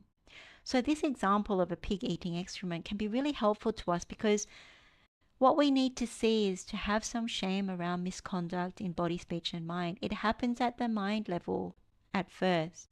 Then it goes to the speech level, then to our actions. And so if we abandon unprofitable perceptions of food and develop the profitable one, it's very helpful to us. So in taking that example, you can see something like that. You can see why the lack of shame, the lack of fear of wrongdoing is the proximate cause for the lack of sense restraint. Because at that point, with no shame, we would go, hey, it's fine, no problem for me. There's nothing wrong that's going to happen. And it's okay to have the wrong view about food. It's okay then to have sensual thoughts. It's okay then to speak about food in the wrong way. It's okay then to take action regarding food. And then we're happy to let the senses run amok. And so this is very important, to see the good quality of shame, that it helps us to stay on the right path, to develop the Noble Eightfold Path. And it can be very powerful. It's actually quite deep. Then we've touched on this third quality, which is the fear of wrongdoing, or ottappī in Pali. It can also be translated as moral dread, or afraid of wrong, or scrupulous. Venerable Ananda has said he has fear of wrongdoing, he is afraid of misconduct in body, speech, and mind, afraid of engaging in evil, unwholesome deeds. So we've looked at the Sīlasampanno Sutta, which is Anguttara Nikāya chapter 10, discourse number 216. We've looked at that as part of developing loving kindness. We know that the Buddha has said that beings are the owners of their karma, heirs of their karma. They have karma as their origin, karma as their relative, karma as their resort. Whatever karma they do, good or bad, they are its heirs. And so in the Sīlasampanno Sutta, the Buddha says, if one creeps along by body, speech, and mind, one's bodily karma is crooked, one's verbal karma is crooked, one's mental karma is crooked. And so one can expect that the destination is crooked and rebirth is crooked. So this is at the heart of the Buddha's teaching of having right view. So one with a crooked destination and rebirth, I say, there is one of two destinations, either exclusively painful hells or a species of creeping animal. So if we've penetrated this Dhamma with right view, then naturally we would be afraid of doing wrong things, because we know there are consequences or repercussions of our actions in this life, in the next life, if we are to be reborn, and the one after that, and so on. So we need at least mundane right view. And what is mundane right view? There is meaning in giving, sacrifice, and offerings. There are fruits and results of good and bad deeds. There is an afterlife. There are such things as mother and father, and beings that are reborn spontaneously. And there are ascetics and Brahmins who are rightly comported and rightly practiced, and who describe the afterlife after realizing it with their own insight. So this is the right view that is accompanied by defilements and has attributes of good deeds and ripens in attachment. So this is from the Mahachattarīsika Sutta that we have also examined. Majjhima Nikāya, discourse number 117. Now someone with wrong view would denounce all of that. And so their behavior would be as if there is no consequences for their actions. So this conduct of fear of wrongdoing would not naturally arise in such a person. They would not be afraid of wrongdoing, of misconduct. It's okay to kill. It's okay to steal. It's okay to have sexual misconduct. It's okay to speak however we like. It's okay to covet other people's things, to have ill will, to keep sustaining this wrong view. And another way as well, there are some people who think that consequences, they may have fear of some consequences, but they think that the consequences are only limited to this life. So for example, if they do a crime and they're caught, then they know there are penalties and they may go to jail or pay a fine, but it's only confined to this life. But then that is still a wrong view.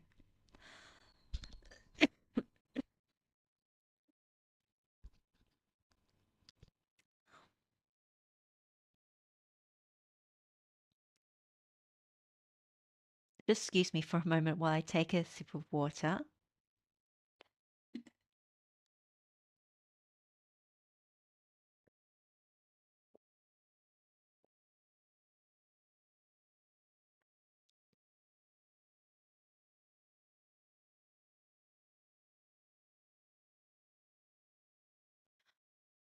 So we've examined and referenced this particular sutta. So this is the Duccarata Vipaka Sutta. We use this even when we looked at the Vatuppama Sutta. So there are many, many suttas where the Buddha talks about the consequences of good and bad actions. So we know the Sansapaniya Sutta already. But really what the Buddha is emphasizing, and it's really part of penetrating the Dhamma, even when we talk about Dhamma Vicaya Sambojjhanga, so the enlightenment factor of investigation of Dhamma. A large part of that is really understanding about karma and rebirth, that it is unwholesome to have any of these actions that result in rebirth. I mean, that's the supramundane view. So when we look at this quality of fear of wrongdoing, what underpins it is knowing that there are consequences in this life and beyond of our good and bad actions. And karma and rebirth is at the heart of that. So the Buddha had direct insight. I mean, this is the thing that when we really understand what a Buddha is, the practice of becoming a Buddha, Buddha had direct insight through seeing his manifold past lives. That is why this is the culmination of the Sekha-patipada. It's one of the knowledges. Also seeing beings passing away and reappearing. So when we looked at the Veda Vittaka Sutta about skillful thoughts, he explained as the Bodhisattva in the process of enlightening, all these different knowledges came up. And as part of Sekha-patipada, this is also available to us. So in the case of the Buddha, he had direct insight into manifold past lives, seeing beings passing away and reappearing, and other knowledges as well, including destruction of the taints. But in particular to seeing manifold past lives and seeing beings passing away and reappearing, so the two knowledges that appear for us out of the three, that's in accordance with seeing and understanding karma, that the karma of what caused all those past lives for the Buddha consecutively, and also in terms of seeing beings passing away and reappearing, it's in accordance with their karma. So we can see, for example, if one repeatedly kills, like just on this slide, if one repeatedly kills living beings, has no problem with that, then the worst case scenario is rebirth in the lower realms. Or if reborn as a human, as a minimum, it leads to a short lifespan. So even when we develop the Dhamma Vicaya Sambojjhanga, one of the suttas, the Ahara Sutta, when you look at that, one can actually look at this whole table and really investigate arising and passing away, the samudaya tangama of that, and to see what is blameworthy, what is blameless, what is wholesome, what is unwholesome, and things like that. So in the case of someone kills, the example we just took, this kind of person, the killer, has a misapprehension about killing. They don't see that death is suffering. They don't see maranampi dukkha. They don't see that, say for example, the killing that they do, they're a hunter, they hunt animals. Then they might even think that death is pleasurable because they take pictures of their kills, they post it to Facebook, and thinking that death is pleasurable in that sense is actually a lie.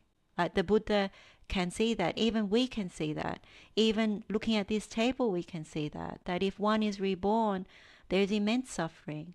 Not just that, even if we're not killers, if we see people are suffering, we see them at the point of death, it's not pleasurable. If we were to contemplate our own death, it is not a pleasurable even idea.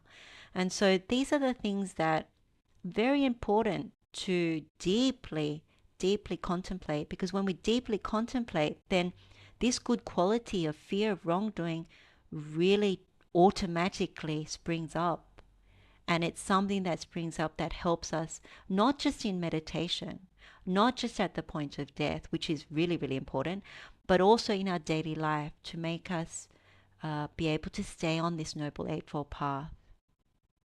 In the simile of the citadel, fear of wrongdoing is like the patrol path is high and wide.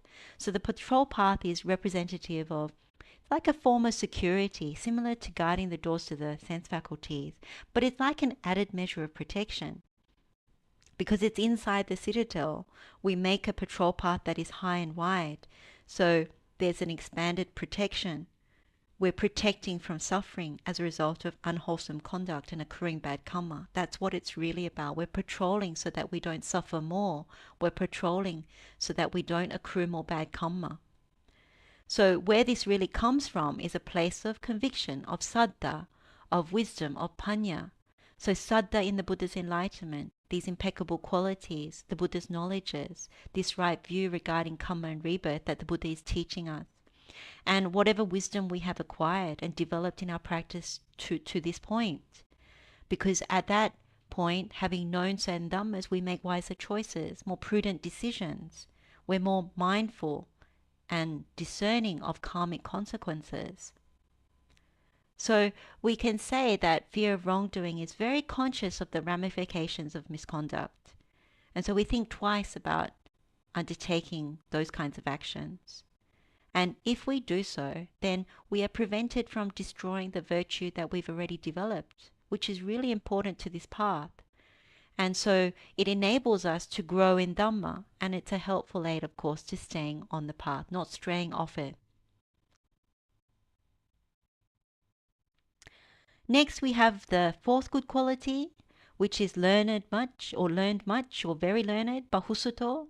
So at the time of the Buddha, there were no written texts, so all the teachings were spoken aloud. So bahussuto comes from that place where you had to go and listen to the Buddha or his noble disciples teach the Dhamma.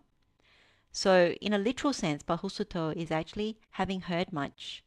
Now all of us come to the Buddha's teaching with the opposite of this quality, having heard little, apāssuto, so possessed of little learning. But as we immerse ourselves in the Buddha's teaching, so even as we've developed through even this sutta meditation series, we start to hear and learn more. So we can be happy about that. But Venerable Ananda explained this quality more. It's not just about hearing. He has learned much, remembers what he has learned, and consolidates what he has learned. Such teachings as are good in the beginning, good in the middle, and good in the end, with the right meaning and phrasing, and affirm a spiritual life that is utterly perfect and pure.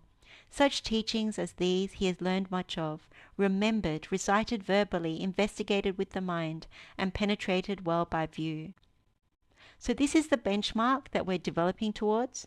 Venerable Ananda, who is giving us this teaching in the Sekha-paṭipada Sutta, it's very interesting because he's recognized as the foremost of the Buddha's monk disciples amongst those who has this quality, this bahussuto quality. So Venerable Ananda, he became known as Dhamma Bandha Garika, so treasurer of the Dhamma. And this was because of his skill remembering the words of the Buddha.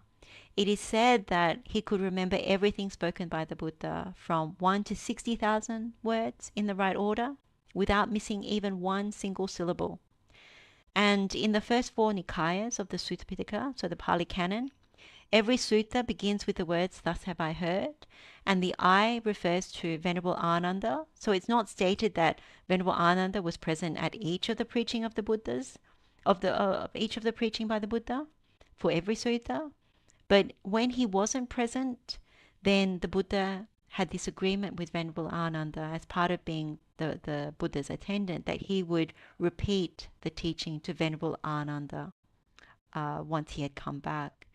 So we are told that Venerable Ananda had learnt about 82,000 Dhammas from the Buddha himself and 2,000 from the other noble disciples. He was also gifted for talking fast. So an ordinary person could speak 1 word and Venerable Ananda could speak 8. And the Buddha could speak about 16 words for every 1 word of Venerable Ananda.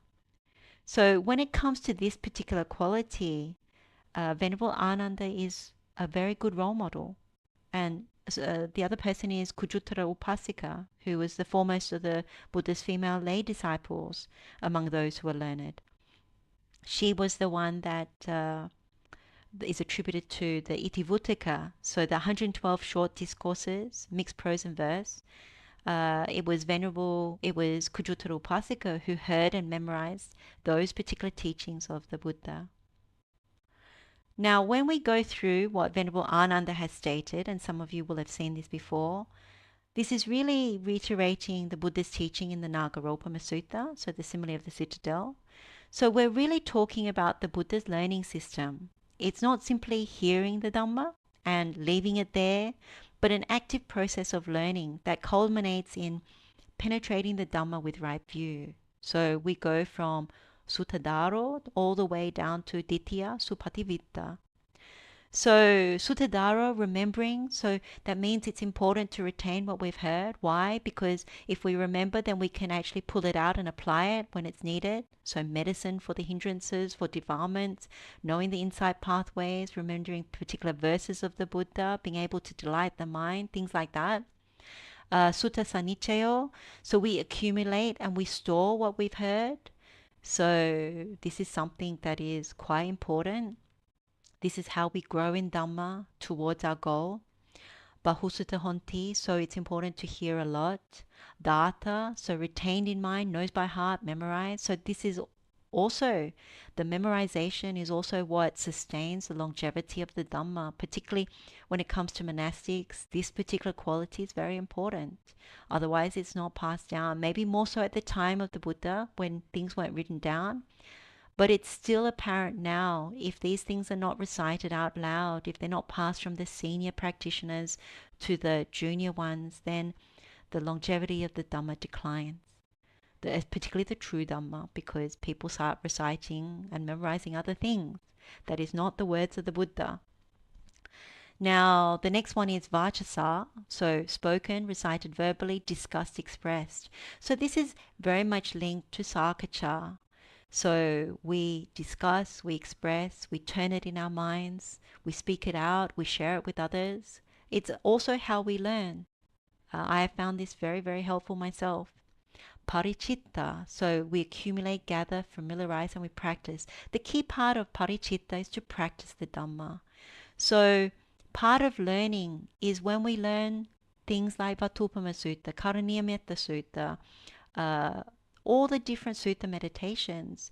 If we practice them then we really learn and we peel away the layers of them, because there is so much depth in the Buddha's teachings that we start to uncover things that we haven't seen before. So it's also part of learning. And then manasa anupekita, so mentally investigate. So this is the contemplation. We examine carefully when we do our sutta meditations. We look at the insight pathways. Even when we look at new Pali words, we look at how they've been applied. We examine them carefully, their meaning. We try and connect different parts of the Dhamma. And then dittiya supativitta, this is really when things have been well penetrated, when insight arises, when wisdom arises. So when we connect with the Dhamma and have understood it. So this is all part of bahussuto. So what are these teachings that are good in the middle, good in the beginning, good in the middle, and good in the end? So it really comes down to the ninefold division of the Buddha's teaching. So Navanga Buddha Sasanang. So we're talking about the discourses, the suttas. We're talking about the mixed prose or songs, gāgariyaṁ. We're talking about the explanations, vijjācaraṇasampanno. We're talking about the gathas, so the verses in poetic form. We're talking about the inspired utterances, so the uddanam. Also the quotes, thus it is said, so the itivuttaka. Also the jatakas, the birth stories of the Buddha. The amazing stories, the Abhuta Dhammas, and also the Vedala. So the questions and answers or classifications, subtle analysis. Like sometimes what you find is people miss things out. Like take for example Jatakas. Most people who practice Buddhism now, they don't look at Jatakas, but there is an immense amount of Dhamma that is significant and useful to us from the Jatakas, including the verses of the Jatakas. So it's important to see this is what the Buddha says is good in the beginning, good in the middle, good in the end. Now, through these various forms of Buddha's teachings, we actually are able to access the right meaning and phrasing. So in Pali, this is saddha, sabhyajnanam.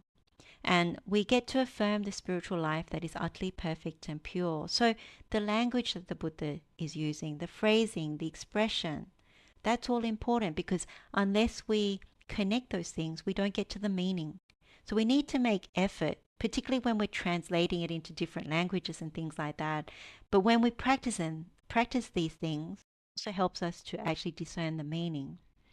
So we need to make effort, and through effort, we actually develop and this particularly good quality of bahussuto, and it enables us to understand, practice, penetrate, and realize the Buddha's teachings. That's why you see in these sessions we link up different suttas, different verses, different stories, different things that help us to unlock Buddha's code. Now in the simile of the citadel, the Dhamma we have heard and learned is like the many weapons that are stored, both missiles and hand weapons. So what do we do with weapons? Well, we use them as and when necessary to deter or defeat enemies and defend the citadel. So likewise, we use the Dhamma that we have heard and learned, that we have stored, memorized, recited, practiced, contemplated, and penetrated well with right wisdom. We use it to defeat unwholesome, unskilled states. We protect our mind, and we protect whatever wholesome we have already developed. That's how we use the weapons. So for example, when ill will arises, just as we said before, we know the medicine is developing loving kindness. So that is the weapon of choice for us. We develop loving kindness knowing the insight pathway in Karaniya-metta Sutta. Or if we have drowsiness, we know that Buddha gave advice to Venerable Mahamoggallana before he realized the fruit of arahantship in the Paccalayammana Sutta. So if we recall the Paccalayammana Sutta, the 7 different things that the Buddha spoke of, then we pick a suitable medicine from that teaching. So it could be rubbing one's limbs, or it could be developing the perception of light. So the important thing here is that we actively use our weapons. So we don't just hear Dhamma, and the minute we finish hearing the Dhamma from the talk, we just leave it there. The Buddha calls this like a lap listener. Or the other alternative is we just store it away. So we just store it away, but when it's needed, we forget that we have these tools. And so what happens is we don't apply that Dhamma. So what's really important is to make sure that we access these weapons and use them accordingly. Now, it's extremely applicable when it comes to our formal meditation, but it's also applicable, particularly once we get more skilled, is to apply that outside of our meditation practice as well in daily life. So this is a very, very good quality. So this leads on to the next good quality, which is the good quality of energetic. Āraddhavīriyo. This can also be translated as strenuous, arousing energy, resolute and persistent. So Venerable Ananda has explained this good quality as he is energetic in abandoning unwholesome states and in undertaking wholesome states. He is steadfast, firm in striving. Oh, excuse me.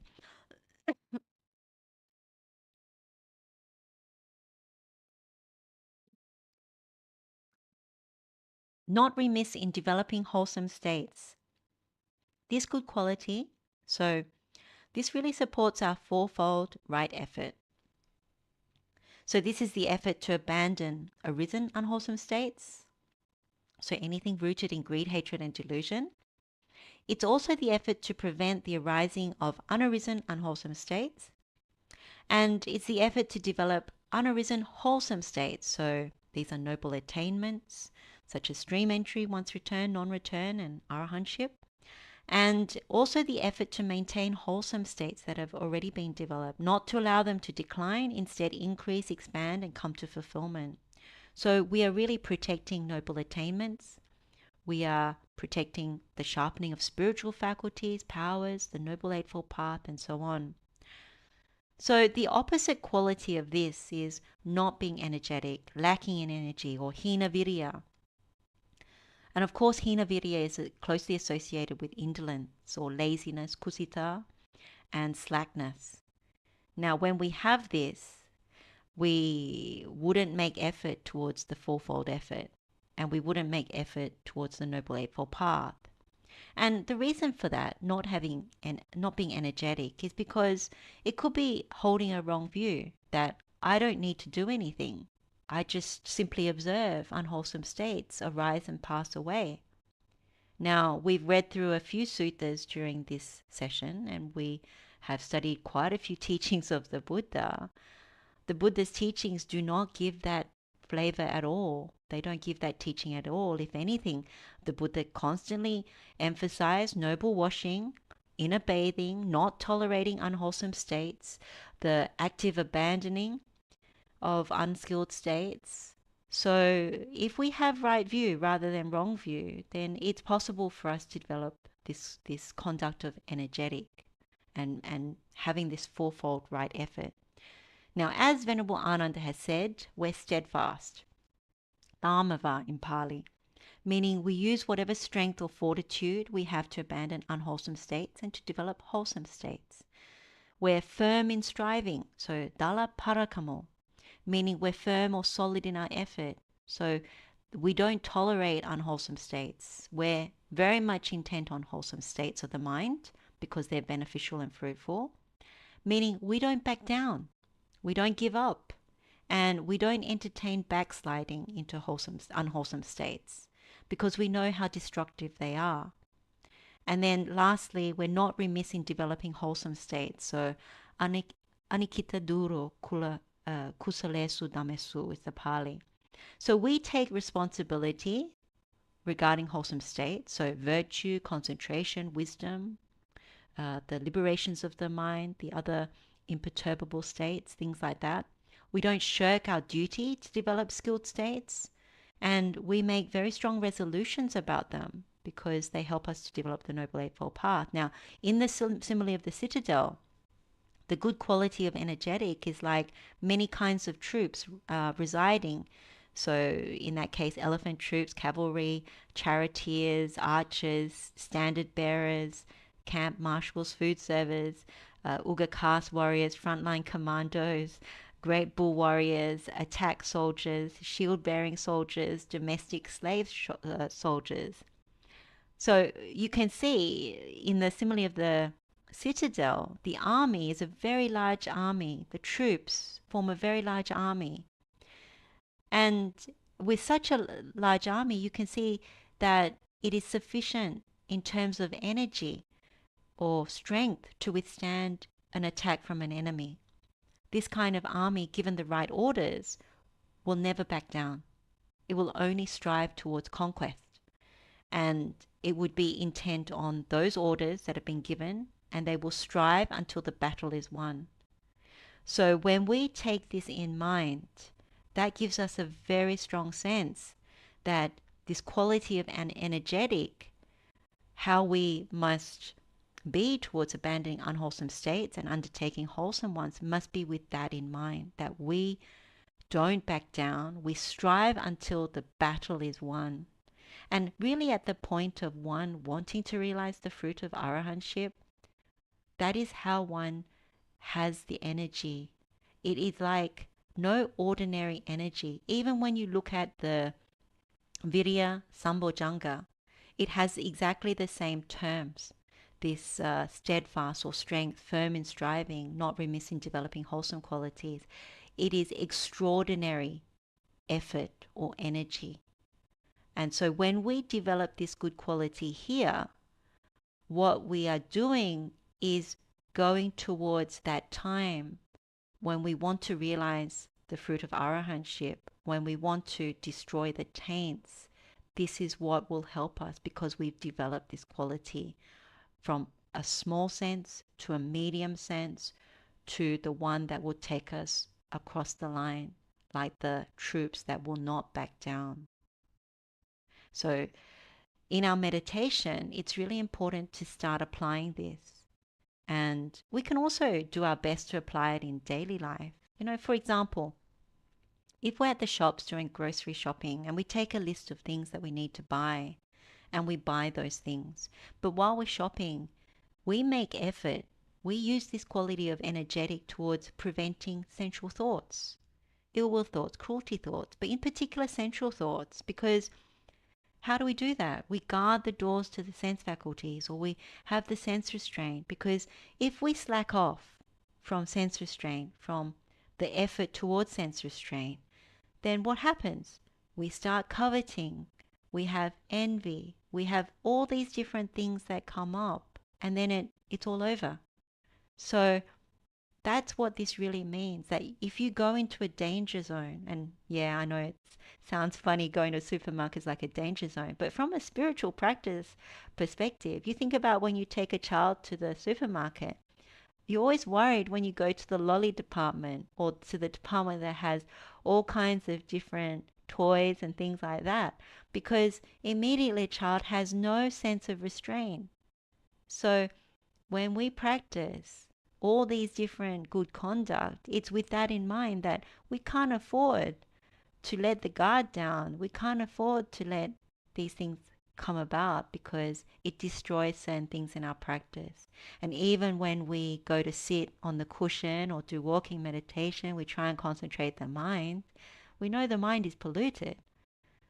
Now, in the Padana Sutta, Anguttara Nikaya, chapter 4, discourse number 13, the Buddha has said, those who strive rightly overcome the realm of Mara. They are unattached, gone beyond fear of birth and death. They are contented and unstirred, having conquered Mara and his mount. These happy ones have overcome all Namuchi's armies. So it's not a small thing. It's really not a small thing. Like the more we dig into these qualities, and I know we've already now 2 hours, but I'm going to keep going anyway. But it's like there's so much to peel away. Like the Buddha's given us, and Venerable Ananda in this case has given us so much rich Dhamma, and it's just a case of us really penetrating it, like really valuing it and penetrating it and putting it into practice and seeing that the end goal is in sight when we develop these things. So we come to the sixth good quality now, which is the quality of mindfulness, or sati. So Venerable Ananda explained this good quality as, he has mindfulness, he possesses the highest mindfulness and skill, he recalls and recollects what was done long ago and spoken long ago. Now we know the Buddha has taught the 4 foundations or 4 establishments of mindfulness, so Satipatthana in Pali. And one of the instances is the Sekha-paṭipada Sutta, so Majjhima Nikaya, discourse number 10. So the first one is the contemplation of the body, kayanupassana. For example, we can contemplate the 32 parts of the body and see the true nature of the body as foul or repulsive. We can contemplate the body as comprised of 4 great elements, so the earth element or element of extension, the water element or element of cohesion, the fire element, so the element of heat, and the air element, element of motion. So when we contemplate that, wisdom arises. So we contemplate internally, externally, and we know they're both the same. So we know that from many suttas like Dhatu Vibhanga Sutta as well, our practice of that. Or we can contemplate how the body comes to arise and pass away using Samadhi Bhavana Sutta. Now, when we contemplate on the body in any of these ways, and there's more that's been given throughout these teachings, is we establish mindfulness and having insight into the true nature of the body. What arises is that we don't cling to the body. So that is mindfulness of the body. The second one is contemplation of feeling, so Vedanupassana. Here, when we contemplate feelings, so before we ran through the meditation about the 3 kinds of objects, the 3 kinds of sense objects, the 3 kinds of sense contacts, the 3 kinds of feelings that arise, and how they all result in the 3 kinds of dukkha, like painfulness in change, painfulness in pain, and painfulness in construction. So that's insight into the true nature of feeling. Or we contemplate the Buddha's simile of the flayed cow in the Puttamansa Sutta. That's also another way of contemplating feeling. Or we can contemplate how feeling comes to arise and pass away, also using Samadhi Bhavana Sutta. Now, likewise, to the body, when we contemplate on feelings in any of these ways, what we're doing is we're establishing mindfulness of feeling. And when we have insight into the true nature of feelings, then we wouldn't cling to feelings, having seen through them. So that is mindfulness of feelings. Then the third one is contemplation of mind, cittanupassana. So here we contemplate the different mind states, such as the mind affected by lust and the mind unaffected by lust. And we know both ways, the mind affected by hate and the mind unaffected by hate, the mind affected by delusion and the mind unaffected by delusion, the contracted mind versus the distracted mind, the exalted mind versus the unexalted mind, the surpassed mind versus the unsurpassed mind, the concentrated mind versus the unconcentrated mind, the liberated mind and the unliberated mind. So all these different types of mind. And we can also contemplate the arising, passing away of each of those and understand it quite thoroughly. Now, when we contemplate on the mind in this way, what happens again is we establish mindfulness. So we have insight into the true nature of the mind. We know any which way it can be, any which way it can arise, and any which way it can pass away. So I'm not going to explain at length about all the meditations there. If you go to the 3rd doorway to Nibbana, that session, that's on the pleasant practice with slow realization, there's a whole segment on cittanupassana and the meditations there, so you can access that there. And then the 4th one is contemplation of mind objects, so dhammanupassana. So here, what the Buddha has given to establish mindfulness on Dhamma is to contemplate these different Dhammas or mind objects. So the 5 hindrances, so we know about the Nivaranas, the 5 aggregates, the 6 internal and external bases, the 7 enlightenment factors, the 4 noble truths. So really here we're looking deeply, we're contemplating deeply these wholesome and unwholesome Dhammas. And so when we do that, we establish mindfulness because we have insight into these mind objects, these Dhammas. And the result is that we wouldn't cling to anything in the world. So that's how we establish mindfulness on the Dhamma. Now, in the simile of the citadel, the good quality of mindfulness is like the gatekeeper who is wise, competent, and intelligent, one who keeps out strangers and admits acquaintances.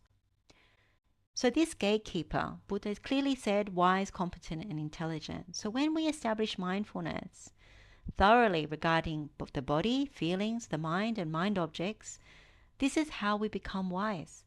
This is how we become competent and intelligent. We know the true nature of these things. They're arising and passing away in all scenarios. It's not a small thing. It's actually a massive thing. And we can also see that wisdom is a huge part of establishing that mindfulness. They go hand in hand together. It is part of non-delusion. And when we have this kind of mindfulness established, we wouldn't allow anything at all to come into the citadel, using the simile.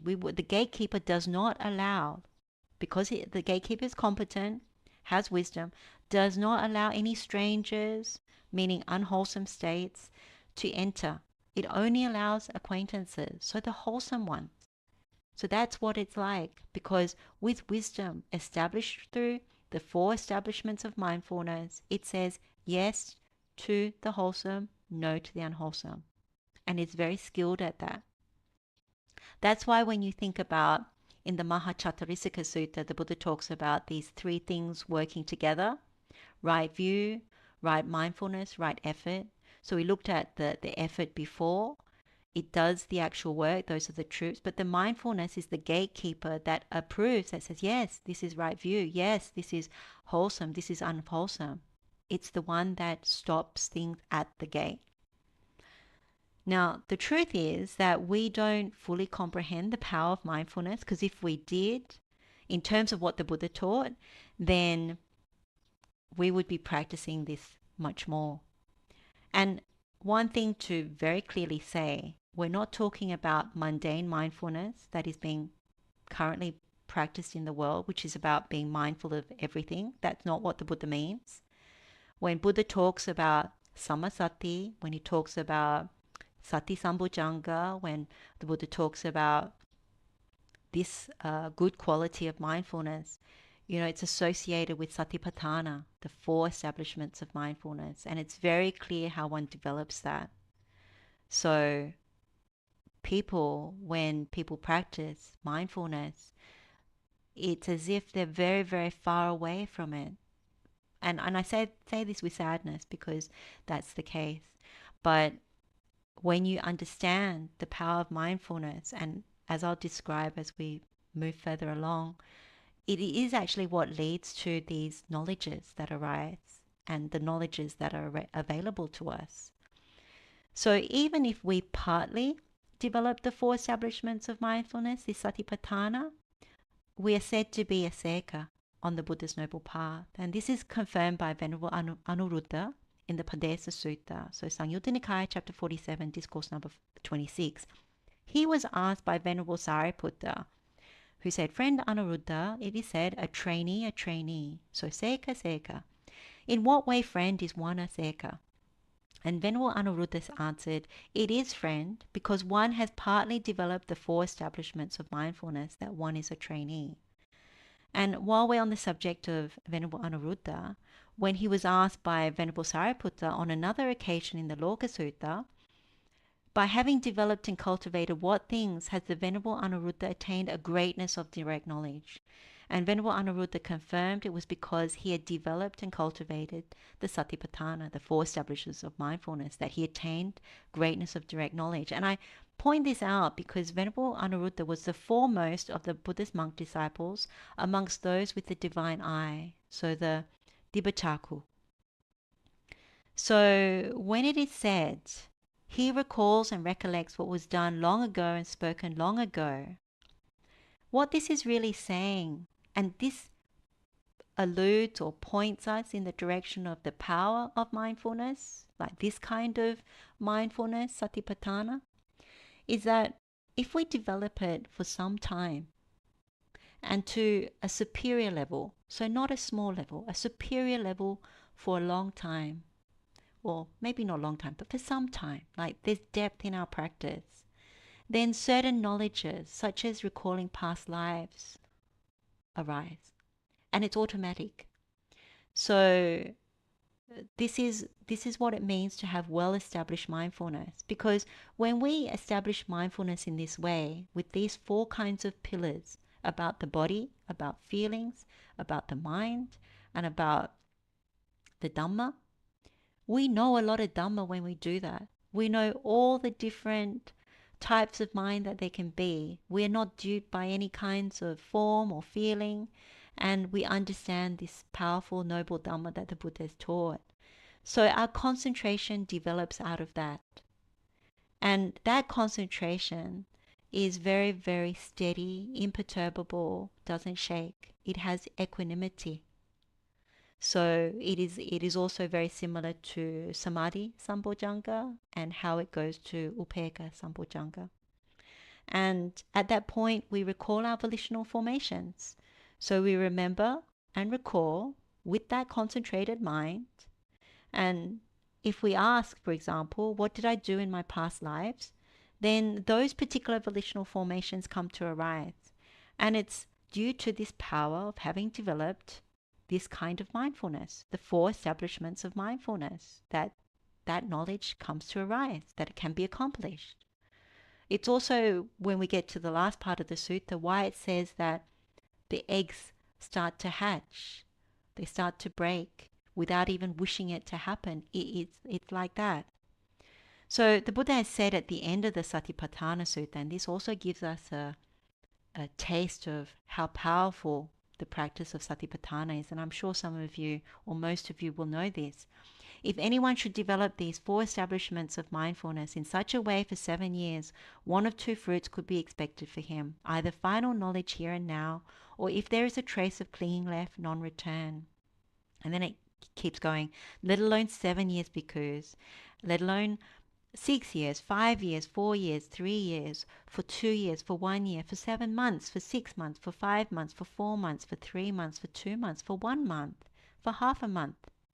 And then at the end it says, if anyone should develop these four establishments of mindfulness in such a way for 7 days, one of two fruits could be expected for him, either final knowledge here and now, or if there is a trace of clinging left, non-return.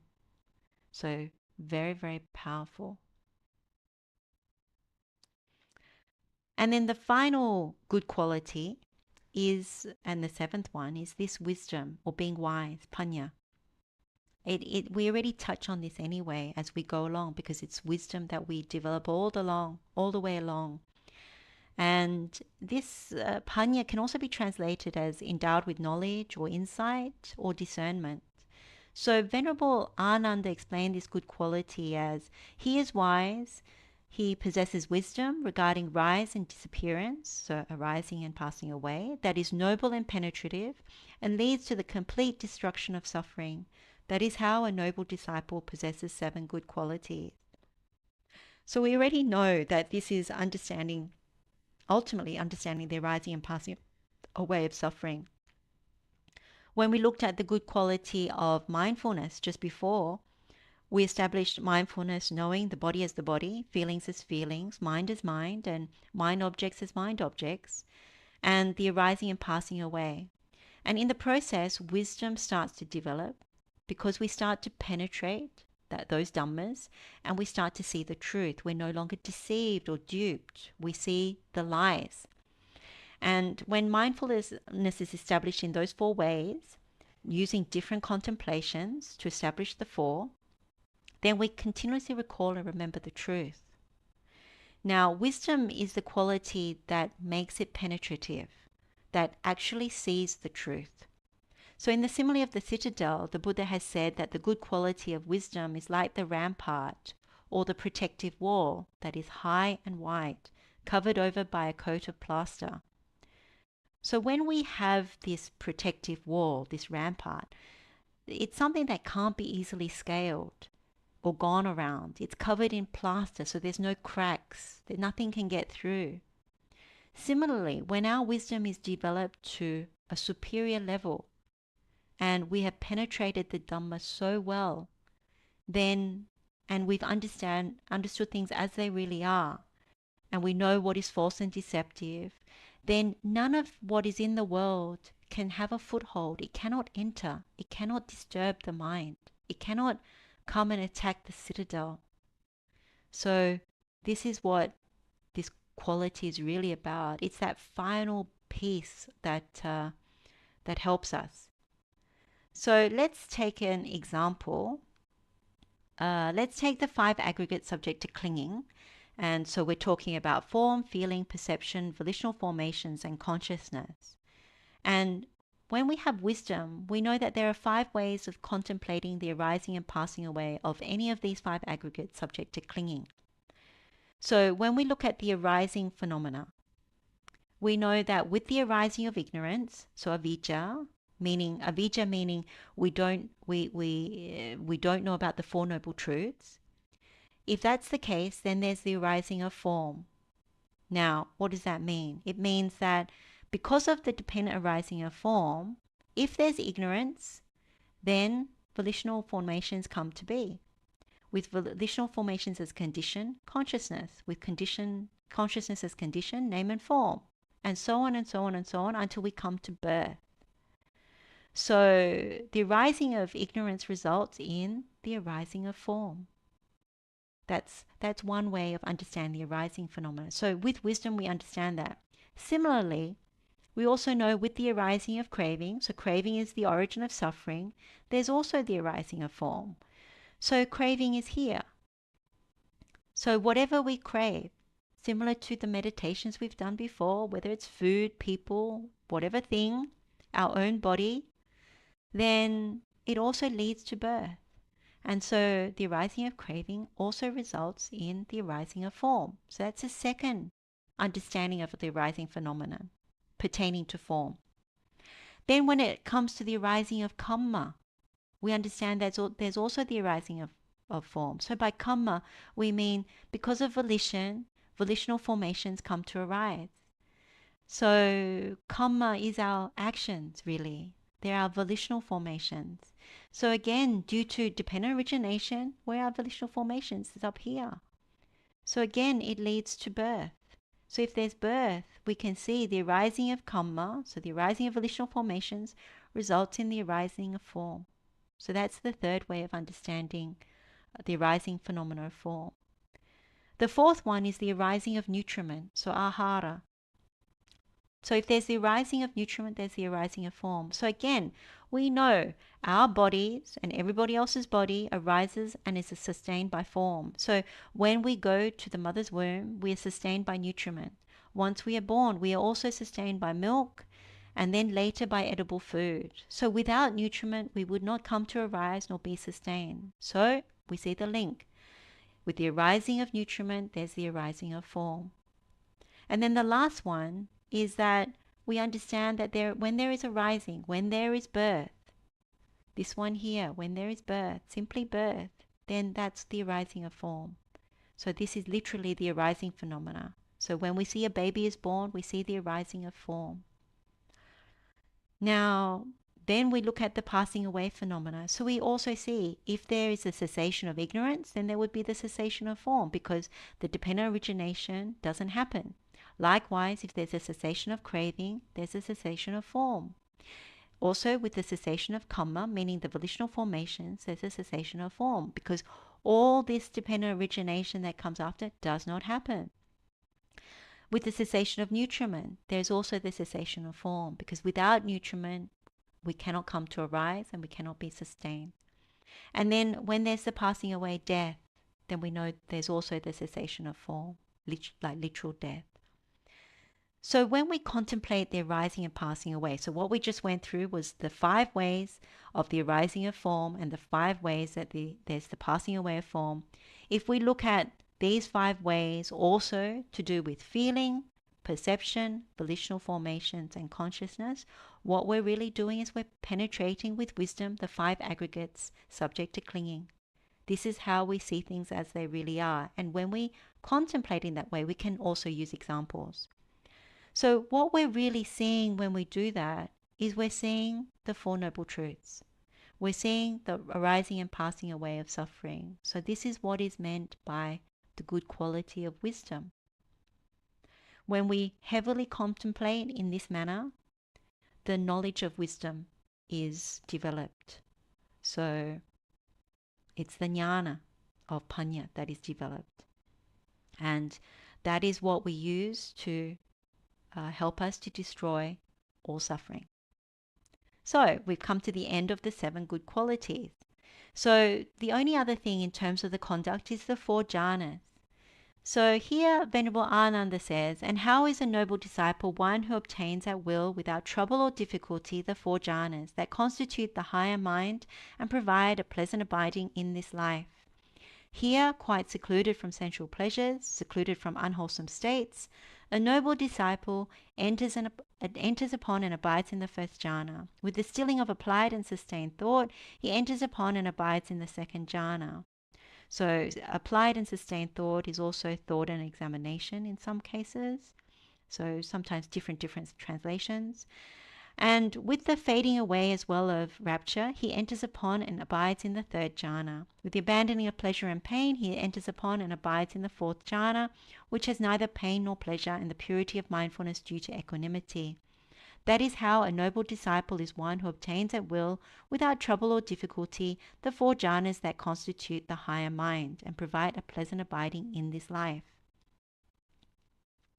So we've looked at the jhanas across a number of Dhamma sessions, so the Veda-vitakka Sutta, even when we've looked at the imperturbable, when we've looked at our profitable directions, so the doorways to Nibbana, different meditations, even when we've looked at the metta, development of metta, loving kindness. So many different sutta meditations we've looked at jhanas. Even the 5-factored jhanas as well. So I don't want to go through them again in detail here because it would take a long time. But I think the key here is understanding that they are part of a trainee's conduct and path of practice. Like in order to develop the higher mind, which is part of samadhi, like the higher training in samadhi, we need to be away from sensual pleasures and away from defilements. So it is very much part of the trainee's path of practice, part of the trainee's conduct, and they're to be developed and perfected, and we go beyond them in order to attain Nibbana. So when we say that they need to be obtained at will without trouble or difficulty, what I find is if someone has noble attainment, so stream entry, once return, and so on, it's much easier to enter the jhanas because that pathway has been trodden before. And one is able to uplift the mind by applying wisdom and using the Dhamma that one has gained direct insight into.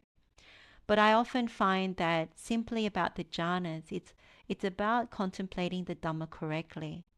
When you try and use different tools and techniques which are not aligned with the Buddha's teaching, it's a bit hit and miss. Whereas when you really contemplate Dhamma correctly, such as what we contemplate in Kayanupassana, Vedanupassana, Chittanupassana, Dhammanupassana, or any of these sutta meditations, it's easier because we follow Buddha's insight pathway and we get the same result that the Buddha gets. Now, the reason why the 4 jhanas are useful, as we know, is because the hindrances are subdued. And these concentrations also help us to contemplate the Dhamma more carefully without the hindrances. They also help us to live comfortably or happily. So there is this sukha viharana. And that helps us in spite of external challenges in the world, in our lives, including aging, sickness, and whatever we contact with death. And Buddha recommends it for those on the noble path. Otherwise, what happens is we don't allow the mind to uplift, including the noble attainment, and the mind gets dirty, the mind gets polluted, the mind becomes quite unhappy, and the lens through which the mind looks through is not a good one. So what is experienced through these concentrations is actually one needs to experience them because what you see is that it's far superior to what we can experience as pleasure in the world. And there's no side effects, there's no hangovers, there's no ill effects associated with developing the jhanas or even higher concentrations. And when we come out of these concentrations, what most of us notice is that they stay with us for quite a long time, especially if we're very skilled. And we can share that with others. And people feel those good effects. So this is our blessing to the world as people that are on the Sekha path. Now, in the simile of the citadel, the Buddha has said that the 4 jhanas are like the 4 kinds of food that it readily gains without trouble or difficulty. The first jhana is like much grass, firewood, and water. The second jhana is like much rice and barley. The third jhana is like many foodstuffs, so sesame, green gram, and beans. The fourth jhana is like many medicates, ghee, butter, oil, honey, molasses, and salt. When all these different kinds of supplies and food, that when they're stored up, then in the case of the citadel, the inhabitants feel quite happy, they feel relieved, they have a sense of ease because they know that they can withstand difficult conditions if they are attacked. So that for us would be, if you think about it, it's similar to being during the pandemic. If there was sufficient food, if there was sufficient water, fuel, power, other supports, then we would feel that ease, that relief, that sense of safety. So the same thing applies to the trainee's path of practice. The 4 jhanas, they similarly provide us with relief, delight, and ease. They enable us to ward off Mara. It's said that when the hindrances are subdued, we cannot be ensnared by Mara and his armies. So we've been through the 10 armies of Mara. That includes craving and all these hunger, thirst, all those things.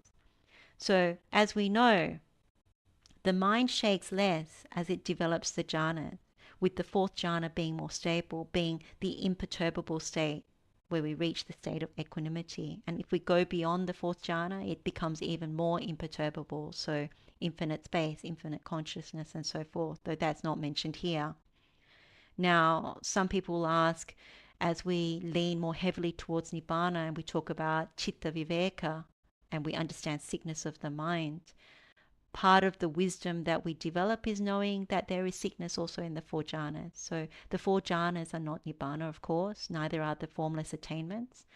And when we do practice citta viveka and we practice the bhojangas, we know that we want to go to the liberations, which we also come to when we come to the third knowledge. So be okay with developing the 4 jhanas. Like, it's good to go through the 4 jhanas in order to develop. Clearly, Sekha-patipada is saying that it is very useful and it is okay to abide in these jhanas at times.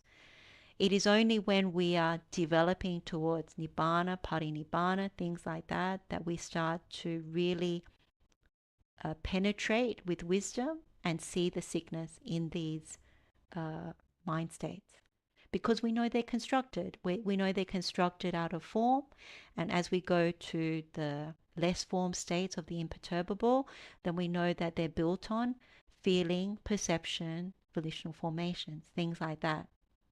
So this is part of our learning process that we go through, and this is the perfection of the Buddha's practice. It is just wonderful. And there is a certain skill to it that is just sublime. So that is the 15 conduct to be developed and perfected by a trainee. So then Venerable Ananda says, when a noble disciple has thus become one who is possessed of virtue, who guards the doors of his sense faculties, who is moderate in eating, who is devoted to wakefulness, who possesses 7 good qualities, who obtains at will without trouble or difficulty the 4 jhanas that constitute the higher mind and provide a pleasant abiding in this life, he is called one in higher training who has entered upon the way. His eggs are unspoiled. He is capable of breaking out, capable of enlightenment, capable of attaining the supreme security from bondage. Suppose there were a hen with 8 or 10 or 12 eggs, which she had covered, incubated, and nurtured properly. Even though she did not wish, oh, that my chicks might pierce their shells with the points of their claws and beaks and hatch out safely, yet the chicks are capable of piercing their shells without the points of their claws and beaks and hatching out safely. So too, when a noble disciple has thus become one with the 15 types of conduct. He is called one in higher training who has entered upon the way. His eggs are unspoiled. He is capable of breaking out, capable of enlightenment, capable of attaining the supreme security from bondage. So that is pretty clear. And essentially, we are on the Noble Eightfold Path. We are developing the Noble Eightfold Path, and it is towards enlightenment that we are leaning towards. It's very evident. And what else can I say? Basically, we have the ability to realize at some point freedom from the whole mass of suffering. Now, when we look at the first knowledge, based upon that same supreme mindfulness, whose purity is due to equanimity, this noble disciple recollects his manifold past lives. When his concentrated mind is thus purified, bright, unblemished, rid of imperfection, malleable, wieldy, steady, and attained to imperturbability, he directs it to knowledge of the recollection of past lives. So he recollects his manifold past lives, that is 1 birth, 2 births, 3 births, 4 births, 5 births, all the way up to many eons of world contraction and expansion. There I was so named of such a clan, with such an appearance, such was my nutriment, such my experience of pleasure and pain, such my life term, and passing away from there, I reappeared elsewhere, and there too I was so named of such a clan, with such an appearance, such was my nutriment, such my experience of pleasure and pain, such my life term, and passing away from there, I reappeared here. Thus, with their aspects and particulars, he recollects his manifold past lives. This is his first breaking out, like that of the hen's chicks from their shells. This first true knowledge is the recollection of manifold past lives. So, as we highlighted earlier, when we go through the good quality of mindfulness, and with the power of developing the Satipatthana, we're able to access a very high level of concentration that is purified and equanimous, and we remember what was done and said long ago. So these are our past volitional formations, and we recall our past lives. Now, this is a true knowledge, a knowledge confirming karma and rebirth. So at this point, anyone who can recollect past lives, even just simply one past life, then there is no doubt that birth is suffering, aging is suffering, death is suffering. We see that dukkha has been experienced. If one sees more than one past life, you see dukkha has been experienced over countless lifetimes. So this is a true knowledge that removes any doubts, removes any lies and deceptions that come with wrong view. So a more detailed explanation of how to practice or recall past lives, if you access the Devas Sutta, so that session was on skilled thoughts, jhanas, and the right path, you can access that there. So I won't go through all that detail again. So what's interesting is that it's like when you have the 15 conduct developed and keep developing well, that's how you break out. The first knowledge is there. It's not something that needs to be developed individually. It's like a fruit of the path, that this is a knowledge that becomes available to us. So when it comes to the second true knowledge, based upon that same supreme mindfulness, whose purity is due to equanimity, with the divine eye, which is purified and surpasses the human, this noble disciple sees beings passing away and reappearing. When his concentrated mind is thus purified, bright, unblemished, rid of imperfection, malleable, wieldy, steady, and attained to imperturbability, he directs it to knowledge of the passing away and reappearance of beings. With the divine eye, which is purified and surpasses the human, he sees beings passing away and reappearing, inferior and superior, fair and ugly, fortunate and unfortunate. He understands how beings pass on according to their actions.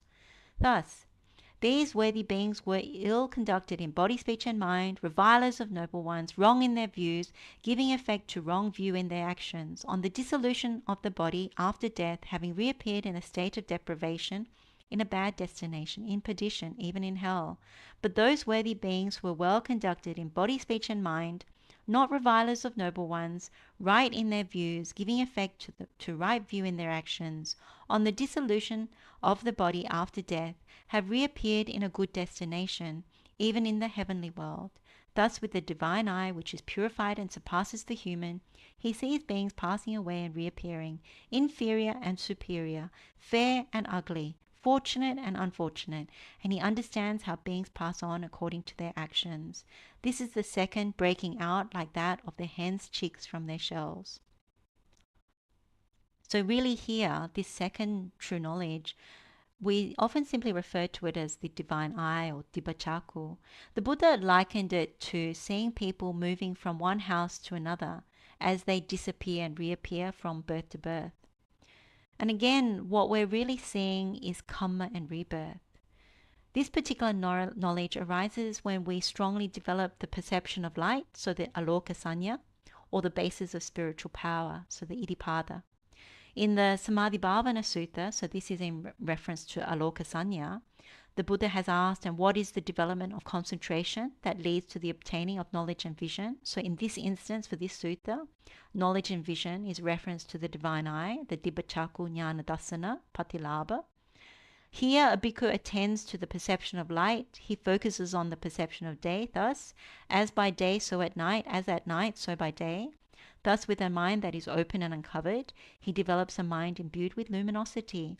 This is the development of concentration that leads to obtaining knowledge and vision of the divine eye. So there's an immense amount of purity there. Often when you first begin to develop the perception of light, it's very hard to hold the daylight in one's mind's eye. But when you practice a little bit daily, it starts to develop. And so take heart if you're trying to develop the perception of light. Just do a little bit every day. Stand outside to get the perception of light, then go inside and develop that in your mind as a short meditation. Do that every day, come back in, do that. Over time it becomes easier. You don't actually need to look outside in order to have that light. So that is a way of doing that. Now, the Pubba Sutta, so this is Samyutta Nikaya chapter 51, discourse number 11. This is the sutta that confirms that when you develop the iddhipada, so the basis of spiritual power, it's also possible to recollect past lives, and also possible to recollect the disappearing or the passing away and the reappearance of beings according to their karma. So iddhipadas. So that's why you see that Venerable Mahamoggallana was very skilled in terms of psychic potency, in terms of not just iddhipadas, but divine eye, being able to go to different realms to ask how different beings were reborn to deva realms. Venerable Anuruddha was also skilled at that based on his divine eye, the development of the divine eye, and being able to have other psychic potency as well. So clearly those are our role models in terms of those particular skills. The third true knowledge, the final knowledge that we're looking at, is based upon the same supreme mindfulness whose purity is due to equanimity. By realizing for himself with direct knowledge, this noble disciple in this life enters upon and abides in the liberation of mind and liberation by wisdom that are taintless with the destruction of the taints. This is his third breaking out, like that of the hen's chicks from their shells. So this third true knowledge really speaks of the culmination of the higher training. So when we have fully developed the higher training in sila, samadhi, panya, when we have these 15 charana dhammas, these knowledges, then with this third one, what we're doing is we're really entering into liberation. So liberation of mind, ceto vimukti in Pali, liberation by wisdom, panya vimukti, that is taintless. So this means anasava. And from there we can destroy the taint. So there's meditations that help us to do that. So Chula Sunyata Sutta that we have examined, Anenja Sapaya Sutta that we have examined, Metta with Bojangas that we haven't yet examined, different meditations. But even the meditations we know, such as developing the doorways to Nibbana, with certain little bit more insight, one can go into liberation. in terms of these things. And particularly with Panya Vimutti, the way we contemplate Dhamma, it is certainly possible to go into Panya Vimutti. With Ceto Vimutti, it's just a few extra instructions in order to access those liberations. And when the third noble truth in particular, so when we have the insight into Nirodha, then it is very possible to access the taintless mind. Even when we did our recent session a few months ago on Āraddhavīriyo Sutta, we did talk a little bit about anasava citta there. So there is like a deepening of certain meditations to access anasava citta, so the taintless mind. Now, as trainees, it's good to develop and abide in the liberations. Like when we talk about citta viveka, we're actually talking about going beyond the four jhanas, because we understand there's still sickness in the mind. We go beyond the formless attainments because we also see that there's still sickness in the mind. We develop the liberations, and even then there's still sickness in the mind. But you can see it's a gradual progress. It gets more and more subtle as we develop. So these are, like, if you think about it, jhanas, attainments, noble attainments, the liberations, these are our kusala dhamma. And as we develop further, it gets more and more kusala.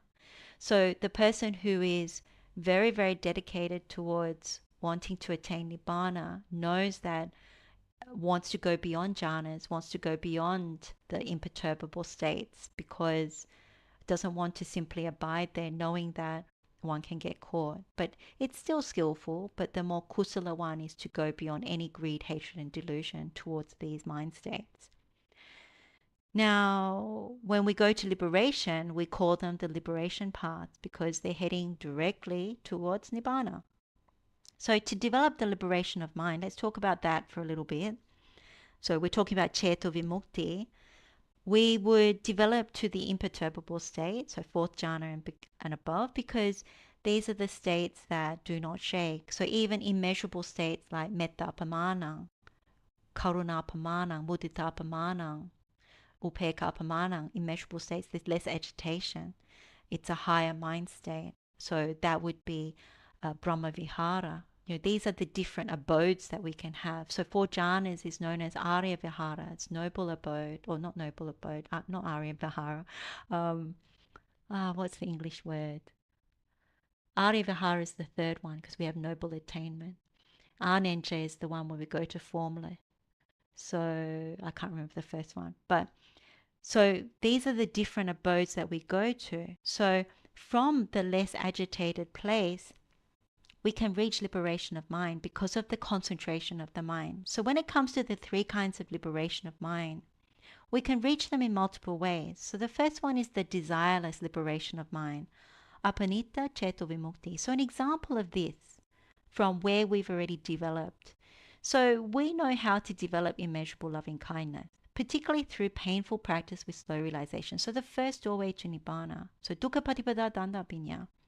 If we do this, like we cultivate that metta apamānaṁ to a great extent, and we know that what underpins that is the noble truth of suffering, so we really understand the suffering, then what happens is we can reach apanita ceto vimukti. That's one way. Another way is when we heavily contemplate the physical nutriment or form. So you can see it's already linked, that if we establish mindfulness by knowing that, okay, this body is subject to aging. If it's subject to aging, then it's also subject to sickness and then death. So if there is death, we question, where is the permanency? And we know there is no permanency if there's death. So what are we holding on to as a permanent self? And so what we see when we look, we're actually holding on to the physical nutriment, this form. So we see that as the problem. When we see that as a problem, if we do that meditation really well, then we reach upekkha apamānaṁ, so the immeasurable equanimity. And when we reach that place, when we look at the physical form, when we contemplate the physical form, we say we don't want to have any covetousness towards it because we see the impermanency.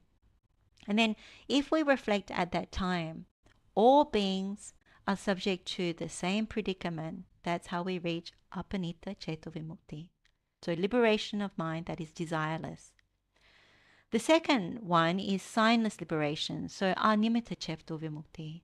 So again, through any meditation, if we reach a very stable concentration, so fourth jhana and above, and we establish there for a long time, and we investigate that that concentration is constructed, that there's no permanency, there's no permanent sign that appears in that meditation, then that's how we reach animitta ceto vimukti.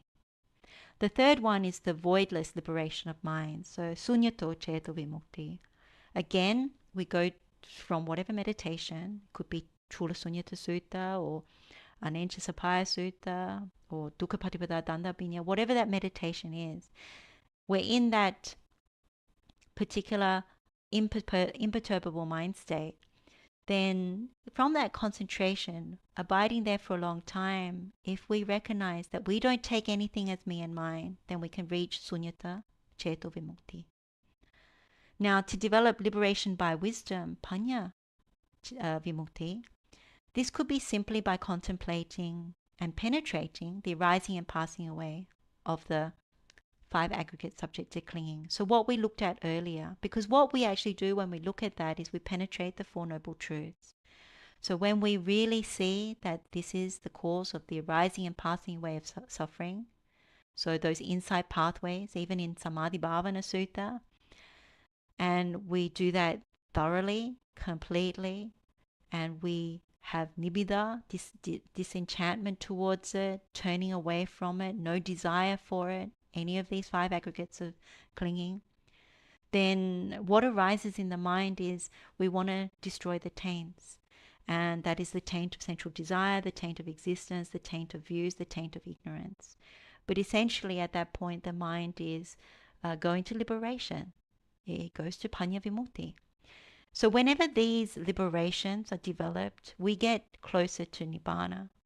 The mind gets used to that. It prefers to be in liberation or even in nirodha, like cessation, rather than in jhana, rather than in other attainments. So quite naturally, one becomes less drawn to the world. Most of the things, not interested, not wanting to break the development of the Noble Eightfold Path, not interested in politics, not interested in worldly matters, not interested in other people's business, not interested in many things. That is part of this practice. So what I recommend is if one has a family, one has different responsibilities, and it's not the time for developing these things, one doesn't have to push very hard at these things if that's not one's intention or spiritual goal. Because this Dhamma can be very strong when certain knowledges are there, when certain people are going together in this way, and it's a good thing, it's a very wholesome thing. But I know that for some people that is not what they want. So it's okay to develop this slowly, to develop it gradually, not to rush. But for those who, whether lay people or monastics, but even for lay people, those that have that real sense of nibbida, with wisdom, with mindfulness, proper mindfulness and wisdom, with having developed the Noble Eightfold Path with right view, then these liberations are very helpful. The spiritual faculties get sharpened. The connecting of the Dhammas gets very comes to your hand in a way. Certain things are very helpful. One can explain these things to others in a easier way. And really what we're doing when we look at liberations, when we get to this point, is because we see the true nature of things, that we've understood the 3 characteristics of anicca, dukkha, anatta, impermanence, suffering, not me and mine. So that is really the essence of why we want to go to liberation. These things have been understood. One doesn't go to liberation without that. It's because one knows the conduct has led us to this. The knowledges have been realized because of this. And so in that sense, one starts to understand how the taints work. One starts to understand how one goes from the taint of ignorance to the taint of sensual desire. One understands how one goes from the taint of views to the taint of ignorance. Things like that. And these qualities of conduct of a trainee, such as energetic, one doesn't back down to allow those things to happen, even in the meditation. One doesn't allow those underlying tendencies to kick in, those anusayas. So these are the things that can be learned, the advanced practice. So there is great fruit and benefit of developing the Sekha-patipada. A lot of Dhammas come together. A lot of the quality of one's practice is very, very grounded in wholesome. And one is very, very clear in one's right view, the distinction between wholesome and unwholesome, and all the different Dhamma parts you want to learn, you want to break through, you want to succeed. So essentially, this Sekha-patipada, it helps to protect what we've already developed. It prevents us from backsliding or falling from the Noble Eightfold Path. It sees the value of all these good qualities. It really knows and has supramundane right view. So it's a very, very powerful practice. And it's much deeper than even what we've gone through. So I've tried to do it as much service as I can. If there's been any mistakes, my apologies.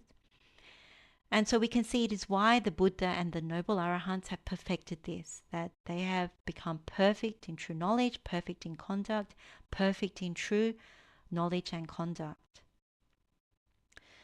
So Venerable Ananda then says, when a noble disciple is possessed of virtue that pertains to his conduct, when he guards the doors of his sense faculties, that pertains to his conduct. When he is moderate in eating, that pertains to his conduct. When he is devoted to wakefulness, that pertains to his conduct. When he possesses 7 good qualities, that pertains to his conduct. When he is one who obtains at will without trouble or difficulties the 4 Jhanas, that constitute the higher mind and provide a pleasant abiding in this life, that pertains to his conduct.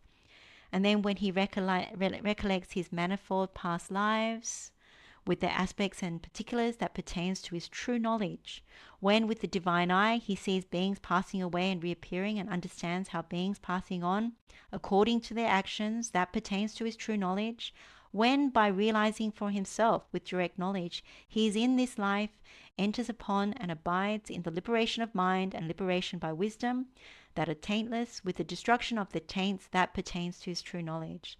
This noble disciple is thus said to be perfect in true knowledge, perfect in conduct, perfect in true knowledge and conduct. Sadhu, sadhu, sadhu. And so we come to Brahmā Sanaṅkumara's words. So this verse was uttered by Brahmā Sanaṅkumara. The ruling elite is the best among people, for those whose standard is the clan. But one accomplished in knowledge and conduct is the best among devas and humans. Now that stanza or verse was well sung by Brahmā Sanaṅkumara. Not ill sung. It was well spoken, not ill spoken. It has a meaning and is not meaningless, and it was approved by the Blessed One. Then the Blessed One rose and addressed Venerable Ananda thus: Good, good, Ananda. It is good that you have spoken to the Sakyans of Kapilavatthu about the disciple in higher training who has entered upon the way. That is what the Venerable Ananda said. The teacher approved. The Sakyans of Kapilavatthu were satisfied and delighted in the Venerable Ananda's words. So we started our session with this verse, and we had a particular view about this verse. And now, coming to the end of the session and back to this verse, I think we better understand why it's being said. So the encouragement is to take time to develop the Sekha-patipada. As we develop it, the more advanced practice of each conduct or quality will start to unfold. And what we can see is will help us even more towards ultimately destroying the taints and realizing Nibbana and freedom from all suffering.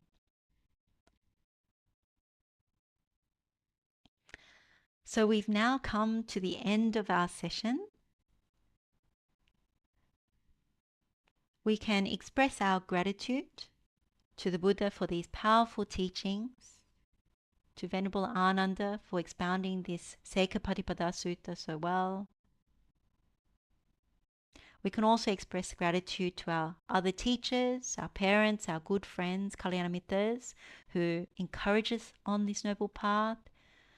And if you would like to dedicate merit from joining this session today to any departed relatives, you can do so now. And we can share the merits of our wholesome time together with all sentient beings. May all beings be happy and well. May all beings be free from suffering. Blessings of the Triple Gem to all of you, wishing you all well. May you continue to find happiness in the Buddha's teachings, continue to develop the Noble Eightfold Path with earnest, and continue to grow in wholesome qualities. Teruan Saranai.